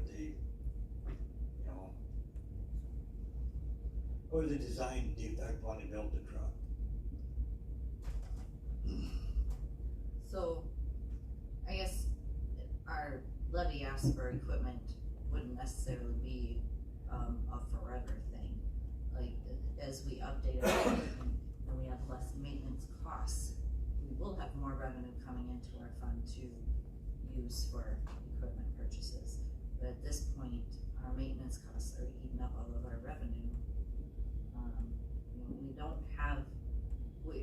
We barely had enough to purchase these 2 plow trucks, and they were budgeted for in 2 separate years.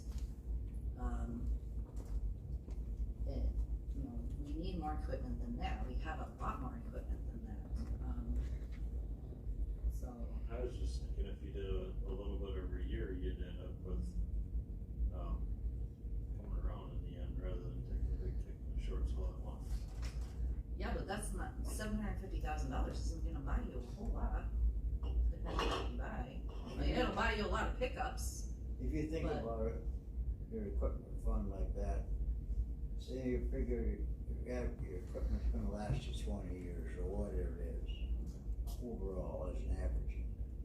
If you added up the value of all the pieces of equipment you had new, and then it would be new, or the cost would be today, and divide that by 20 years, that would give you probably a respectable amount of money you'd have to levy per year.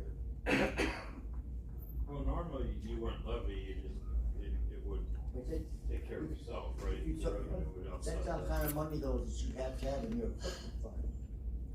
Well, that would Every be year. the kind of revenue you'd have to. That's the bring kind of in, revenue I'm unless talking it's- about, that Like, you have to that would generate. be your net, your profit, you would have to have in your equipment. I don't think it's fund. possible.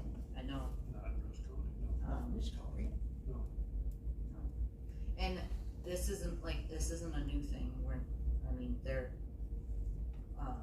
other counties, other highway departments, they do ask for levy for equipment. If the internal fund can't support it or can't maintain their equipment purchases, the only other thing to do is to levy for it. We do have the opportunity, these are, purchases that we can bond money for too. Unlike operating expenses that you can't. But, that's also an opportunity there, but I'm like, we're not gonna be making any money in our equipment fund with the fleet that we have. And actually, the more counties purchase newer equipment, that will actually raise the equipment rates as well. Because depreciation is weighted higher, that will increase the rates faster than maintenance costs. That raises our cost then too. It does, yes it does. Now, on an average, you got a 5-year warranty on a truck, bumper to bumper. An average is a 5-year warranty, on a dump truck right now from bumper to bumper, so that's what you're kinda looking at. Right now, we're looking at our fleet right now, that would be the oldest trucks out there, you're looking around 10. I know we can't replace all 10 because we physically cannot do it. But even buying 2 trucks a year, But we're still talking 5 years of, Yeah. extra $750,000. Cause right now you're looking at, just for a triaxle and plow, you're looking around the area of that 320,000 per truck. And they could be pushed out 2 to 3 years before you even get one. That's what I'm hearing too, is that the backlog on getting those trucks, sometimes they're 2 years out. Yeah, and you know what they do in those 2 years? Raise the price. They keep adding surcharges. I know. And you don't have to accept it, but then You don't get a truck. Then you don't get the truck. Yeah. And then, so then you gotta, get a new bid. Well, that bid's gonna include that surcharge, or even Well, more. they keep going up, So, it's all That's what I'm saying. yeah, so, A lot of the trucks that, they might only have 200,000 on them, but we're running into so many electrical issues. The frames may be good, the engines may be good, but the electronic harnesses get ate out of them, the computers are getting ate out of them, the boxes are rusting out where the salt, brine, and everything gets in them, look cracked, gets up inside, you can't get it out. There's a lot of repairs going down the road here in soon.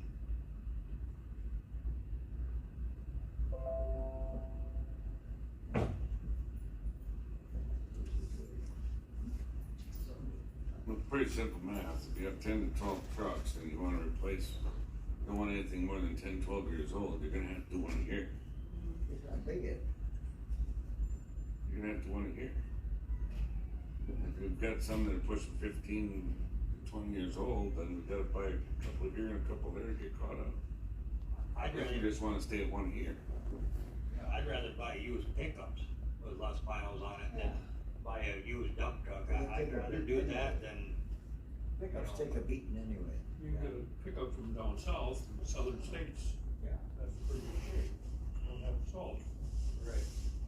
I'd rather do Salt that truck than, from Florida too, and I won't have any use. Yes.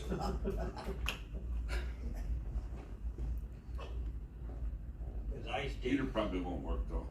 yeah. Probably got rats next to The it. AC will rock your world. Got different cooling in it. I know Ice State called me, or called the shop the other day and left a message, I haven't got to talk to him yet today. He was telling me that he's guaranteed 20 trucks a year if we're interested in any trucks that we get. He's got 2 chassis a year that would be there. That all depends on what, if we go with Western Star or something different. But that all depends on what I still feel that we should go out on, see who gives us a better price on equipment to get our best dollar for what we can. You know, but it'd also be kinda nice to stay with somewhat similar equipment where we don't have to carry so many parts in our shop. That, you know, we gotta carry all the different parts, that'd drive up the price too. Well, so, yeah, $750,000 proposed in this budget for this new equipment. That's only gonna maybe buy you 2 trucks. That Well, might be there's- the issue. That's still that's not the only money for equipment, though, there's also You $1 know, million in revenue. Which could be higher, that's just the budgeted amount. Cause right now you got 2 new trucks that are there, so it would be still falling underneath that 5-year warranty in them trucks, so you got 2 trucks there, if you get 2 more, that's another 5-year on them. yeah, That should start dampering cost of maintenance down some, hopefully start rebounding.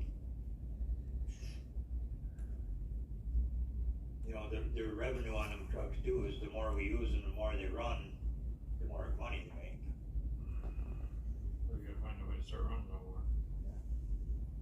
And that's kind of the other part of the blacktop and doing jobs and still bidding on townships, and that also will help bring our cost down in the blacktop. Do you think we get a lot more, opportunity to get in on some more bidding of, different blacktop jobs? I don't know, if this year we do, a lot of the stuff's already been sewed up. Done. A lot of the tough ones that we've been hitting is a lot of these townships are taking the LRIP programs, where they're called LRIP, they're kind of like a state funding, and when we bid on them, we must come 10% under the lowest bid. And it's virtually very hard for us to do that. You know, especially on an LRIP program. That is such BS. The way they stagger that, so you can't even really get the job, especially when you're doing it on a cost basis. It's just like, I asked the DOT guy what they were getting for blacktop, and out here on Highway 8, $118 a ton on their square for blacktop. This whole thing's, they want things done in 30 minutes. They got it all rigged for the private sector. so, any more questions on, the equipment fund?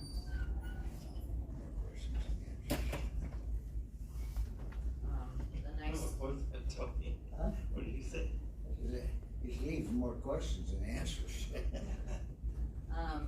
the next one is our radio fund, again, is an internal fund, the state reimburses us, some of our costs based on the number of radios we have in our equipment. There's not a lot of money going in and out of this fund, but we did budget to use some of our fund balance. Scott would like to, upgrade our radios and our equipment. So we did budget a little bit more, expense for new radios. We'll probably do so many a year. And we'll we'll have to put in the cost up front, but our return from the state should go up. You know, our reimbursement from them should go up because our costs are going up, but, it lags behind like a couple years, so. These are just your truck radios that you're talking to each other saying, hey, there's snow over here or whatever? Yeah, that's our two-way radio Is truck. there a state basis for that? Or that's just part of, because it's part of the equipment that? That we use on the state roads, because we use our equipment on their roads, they So realize, anytime you're on a state job, there's a certain. they realize that they owe us some money for those costs. So, if it's a state dedicated piece of equipment, they pay a higher percentage on that, but they do base the reimbursement on all the radios we have in all of our equipment. You know, they have a That's whole, why some of the trucks are state dedicated trucks, is because we can get a higher rate. they have a whole formula, they look at all the costs throughout the county and things like that, so, yeah, we should see a higher reimbursement after a couple years of. What's the average cost of radio? What was that? What's the cost of the Average radio? cost of a radio, It all depends on what you get, I mean, if, you can get the cheaper 50-watt radios I think it's like, around that $800 mark for radio. You're looking at, say, $1,000 for a vehicle, on how many? Yeah, we're looking at just replacing a couple at a time, because our radios are getting older, so there's a couple old ones out there floating around. So why I did that is to, when we change trucks, or if we don't change trucks, we can update the radios to get the newer ones in there. Because we got repeater, our home channel, our repeater channels up in the hills, and then we got another channel where we call it truck to truck, you know, for when they're out on the ATV trails, they can talk to each other. I'm looking at to get up to 100-watt radios, because when we get up in the hills, depending on where you're at, we have a really hard time tripping the repeater to talk. If something happens, they can't talk to the shop. We're running into a lot of that right now, where we're having a hard time communicating. So a good 100-watt radio, you're looking around that $1,000 to $1,200 a radio. How many trucks is gonna need them eventually? I mean, you got what, you got 10 trucks? We They're gonna have- Oh, need no, more. we got 15, 16 plow trucks plus 8, 9 pickups. we have But about 65 radios in equipment, 65. 65 total. you know, this is just a overtime, I'm not gonna, you know, it is just gonna be as needed right now, you know. I mean, the radios, if they're working and we can repair them, we're gonna use them, you know. But if we can slowly update the radios and keep them moving, then.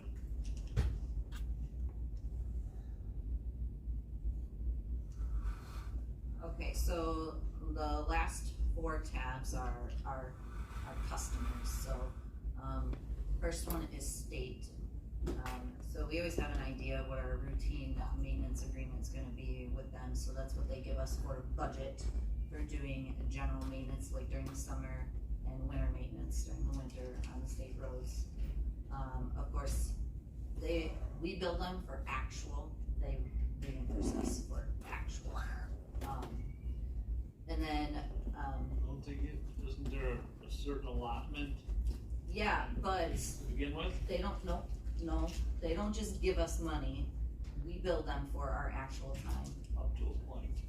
No, if we go over that budget, I mean, I mean, they'll they'll still pay you, but I they'll mean, still pay us, yeah, yeah.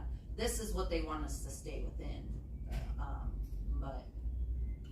and even like, if, at the end of the year, if we see that we're coming in under budget, like our state guy will come in, okay, can you do this, maybe we should do this or this, you know, so that we can use, they like to use up their budget, they don't like to come, you know, they like to utilize that money. And if we're going over budget, of course, they like to see, I wonder if county guys are like state guys, just like Cut use up costs. their budgets. if we wanted to use up our budget, we'd be out there, you know, more than 10 hours a day. Taking us through. But this is pretty, whatever we Yeah, spend, we get back in revenue. Yep. And then it helps offset some of our equipment and other stuff, so that actually kind of is a benefit. Well, yeah, when we use our equipment on state, that's revenue coming into our equipment. Yeah, that's a good point, Phil. Maybe that's how Chip on Barron keep theirs so nice and clean. They're probably running over them 3 times a day when we only have enough help to run over them once to twice. We're just not running over them enough times. We gotta run over them then one more time and put a little sprinkle of salt out, and then you still get paid as much as when you ran over them the first time and pushed off a foot of snow. I'm in state jobs. And what's the spray wash with soap? I mean, I'll be honest, when I drive through Chip, when I drive through the lot, they'll be out there early in the morning, and then there's times if I leave it later in the morning, they're already cleaned and they're making another pass over at 10, 11 o'clock, put another layer of salt out. They have a larger crew and, I would agree. yeah, they break Shop in up, Boyd, they got a shop in Cornell, they got a shop in Chippewa. they might have some people, 65 employees. I wouldn't be surprised if there's a little bit of that going on. well, then they probably have some people, coming in early and then some people coming Send them out with the salt in doing shaker. shifts too. Whereas we definitely don't have Probably adds to their the equipment manpower fund. to do that. Overlapping shifts. Well, Steve, also, if we put our night shift guy gets back, and I do believe they will be funded by the state for being on night shift. So that will also, I think they'd only be funded if they're actually working on the state roads. They'd have to be doing something on the state roads. I usually, when I was on night shift, it was Always as much as I could on night shift on state. Maybe the state pay for it, but Who's gonna be there sick? Is that new system that we're putting in the vehicles in here somewhere, cause isn't there a monthly fee with that too? GPS. oh, yeah. The GPS, But is it So in the that would budget be- for next year? that would be wrapped up into the, the equipment fund, the equipment expense there, that 500,000.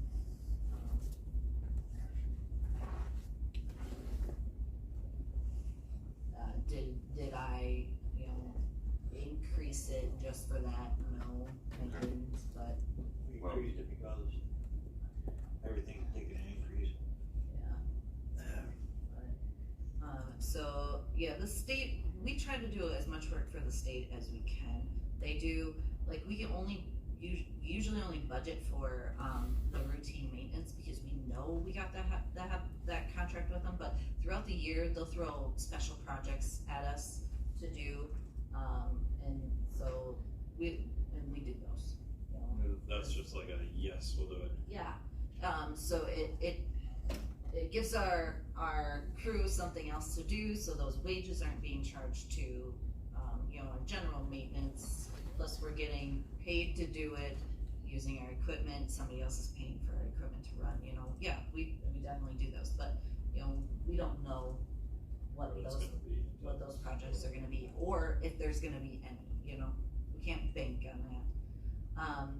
Districts, we kinda just do an arbitrary number here, 250 for road maintenance, 250,000 for, services that are not road related, and then, of course, again, whatever we actually do, we'll get the revenue, we bill them dollar for dollar, so.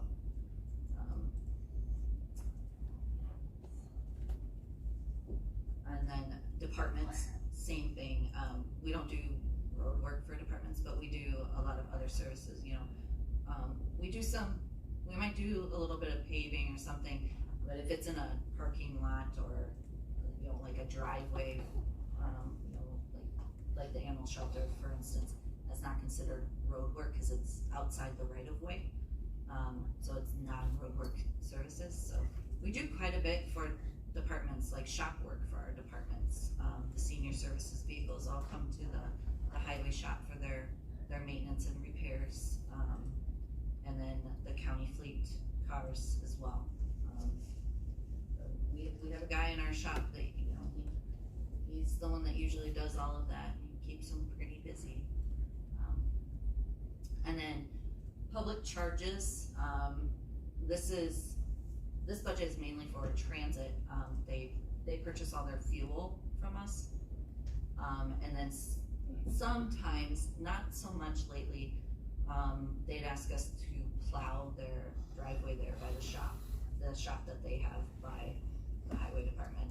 Plow or grade that, but we haven't been doing a lot of that lately, but they purchase all their fuel, it's quite a bit. Now, for 6 months, we were at 41, we're projecting 65. Yeah. We're budgeting for 50, do we need to bump that up? It really doesn't matter because you just bump up your revenue.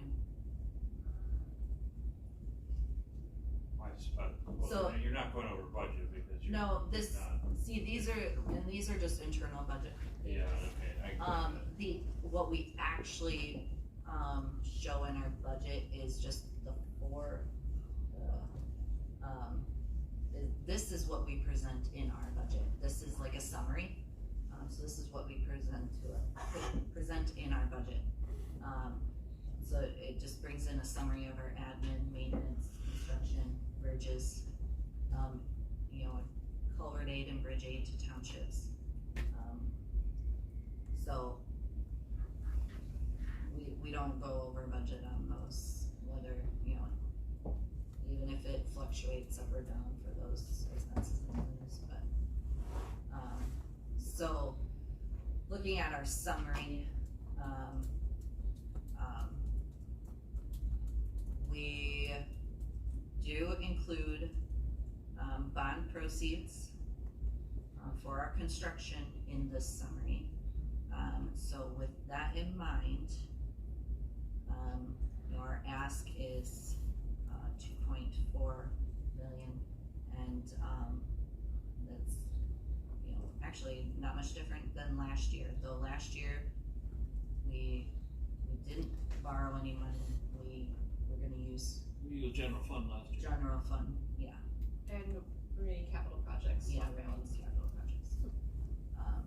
We had some capital projects funds that were undesignated. How much was it? It was like 600,000. 600,000. Yeah. But this does include bond proceeds for our construction, so that's. Okay, so you're now at 2.442. Yeah. That's gonna include, your request for, trucks or Yes, equipment? equipment purchases, yep, that's up here, the 750,000, yep, it does include that. But that doesn't include the 3 million. Nope. Bonds, cause that's considered a revenue in this budget. Yes.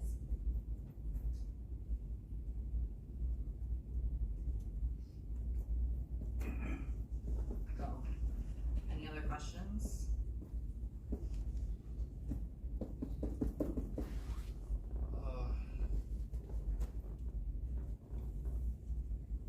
You're pretty close to last year, Yeah.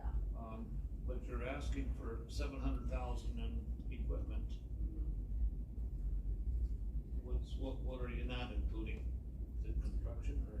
Well, the construction, yeah, so essentially there is no levy ask for construction because we're asking for bond funds to cover that. So that's, But we That's did coming last in. year too. huh? We did last year too. We didn't fund last year. But there was that $600,000 transfer from capital projects from the Yeah. money that was already Yeah. there. So if we go up a little bit and kind of compare line by line, I mean, our maintenance ask is going up by 200,000, and our construction is going up, quite a bit from 2023.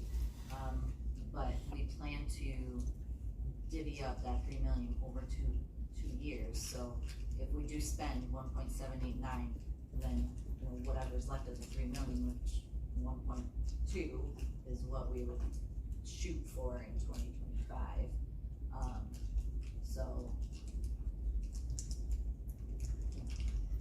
that's, How much of an impact does it change if we just bond for what we're gonna do for next year? The roads. And then just see if we do anything next year. Does that make the budget look any different? if we do what? Well, we just do the 1.8 for next year and don't anticipate anything for That won't change this budget at all, because the bond proceeds match what we're asking for construction. Yeah. This doesn't have the 3 million in there, because, It affects our levy overall though, because the bonds actually do get levied against, right? We levy against bonds, it's just not the forestry budget, or the highway budget in particular, right? We levy against bonds, correct? If we take a bond, payments. we use levy money to pay it back, right? Typically, yes, It would add to our levy, it's not in the highway budget in particular, it'd be overall. right, but it wouldn't, if we keep our borrowing consistent and our payments consistent with where we're at, it's really not going to increase people's taxes. No, yeah. We're just extending it. But the problem is, as I see it, But that's the only way to increase your levy to be able to pay for these types of costs. as I see it, we're talking 3 million every 2 years, 3 million. With inflation going on, whatever, 3 million is not gonna cut it. I mean, you might do it for this 2-year period, but then you take the next 2-year period, sooner or later, it's not gonna be 3 million, it's gonna jump to 4 million. Because of the increased costs. Right. But we can't just increase our budget. Oh, I know we can't, I understand that. We increase the bonding. Right. And I think there'll come a time when we're gonna have to increase the bonding.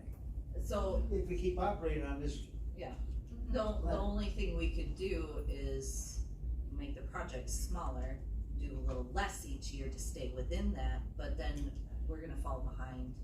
That ain't gonna help at all. No, it's not. falling further behind. No.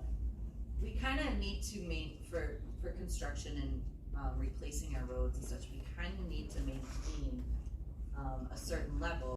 Somebody other than me will say yes. I'll write it down. Oh, no. We can buy lottery tickets. We take some other general fund and buy some lottery tickets. Do you have donations? You really Oh, want no, your, we can't. hey Jim, you really want your name on Facebook, don't you? No, I know we can't do that.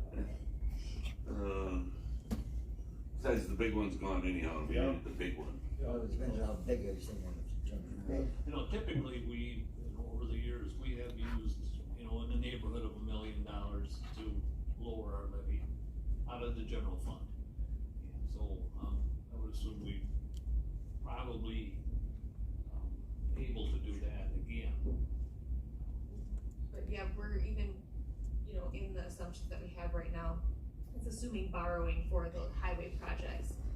And we still need to use about $2 million to balance it. Yeah, but what's the status on, since you're talking about that? I know we get Stumpy's revenue, but what's the status on these carbon credits?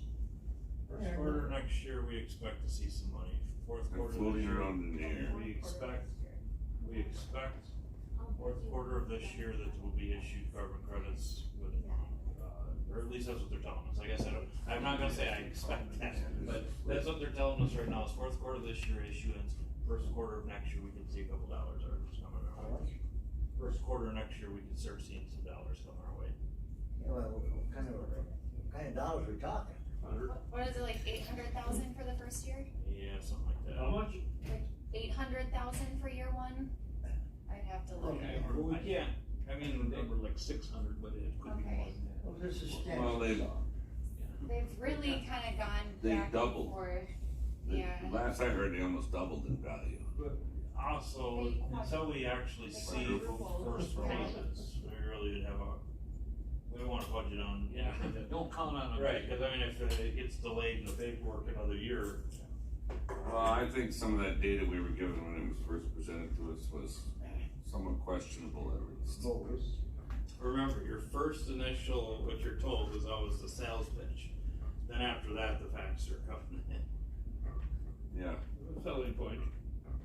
we're supposed to receive our first payment like the beginning of this year, I think.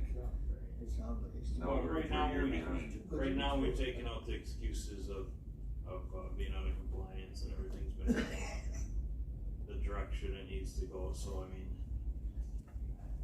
And there's another thing that's coming up, and that's our shared revenue, which I believe, Ashley, I think was 1.7 million more in. No, it was like No. 770, Or 7.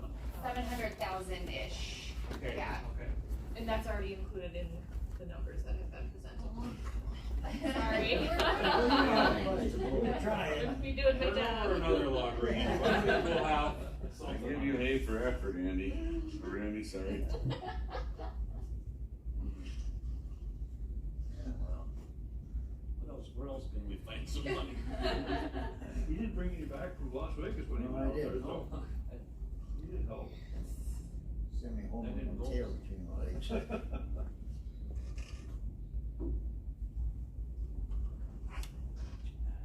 Well, is there any other questions for highway here, so?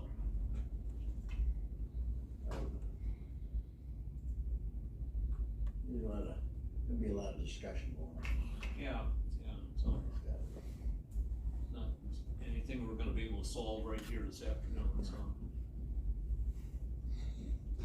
As long as we get the thing finalized by mid-October.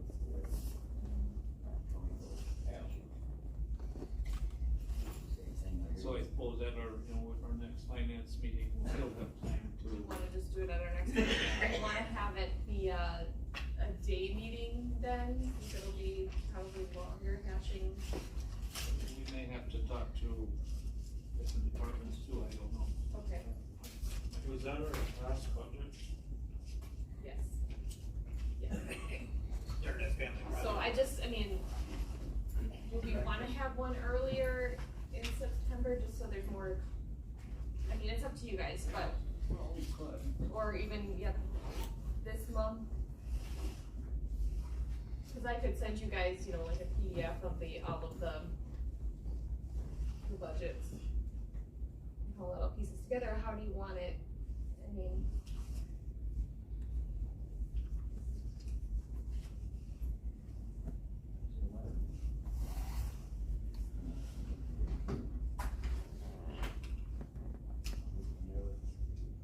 Whatever, so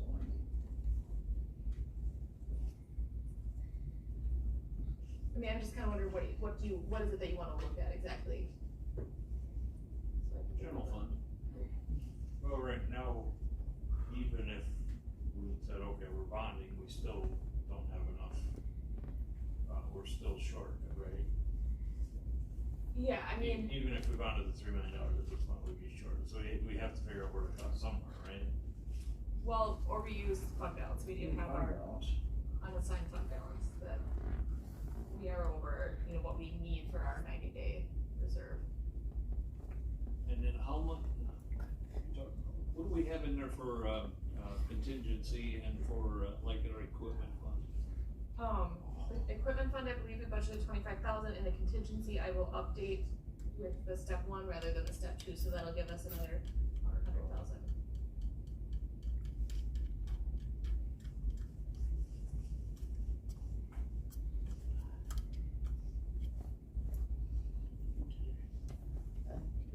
The 17th. Yeah, not much of it left either.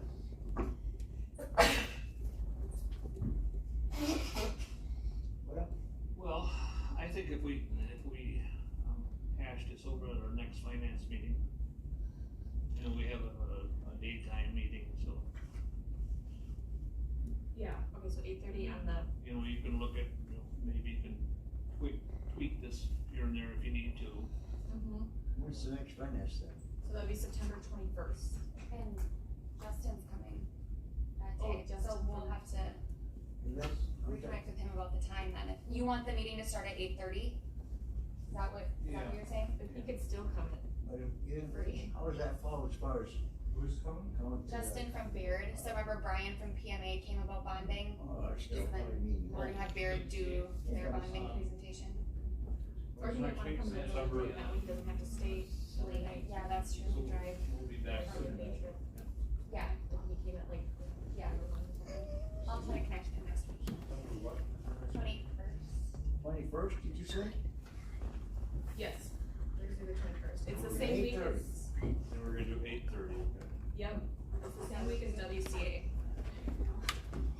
skip a week. I'm going a lot. Yes. The next, right now it's good, but What else? with that, UACA starts on the 22nd. I'm going all the time. We don't know it starts on Friday. 2 days before that, I'm Oh, going. yeah, that's right. Bill, what do we owe you for pizzas? Don't worry about it. Don't worry about it, you had to put up with me for a whole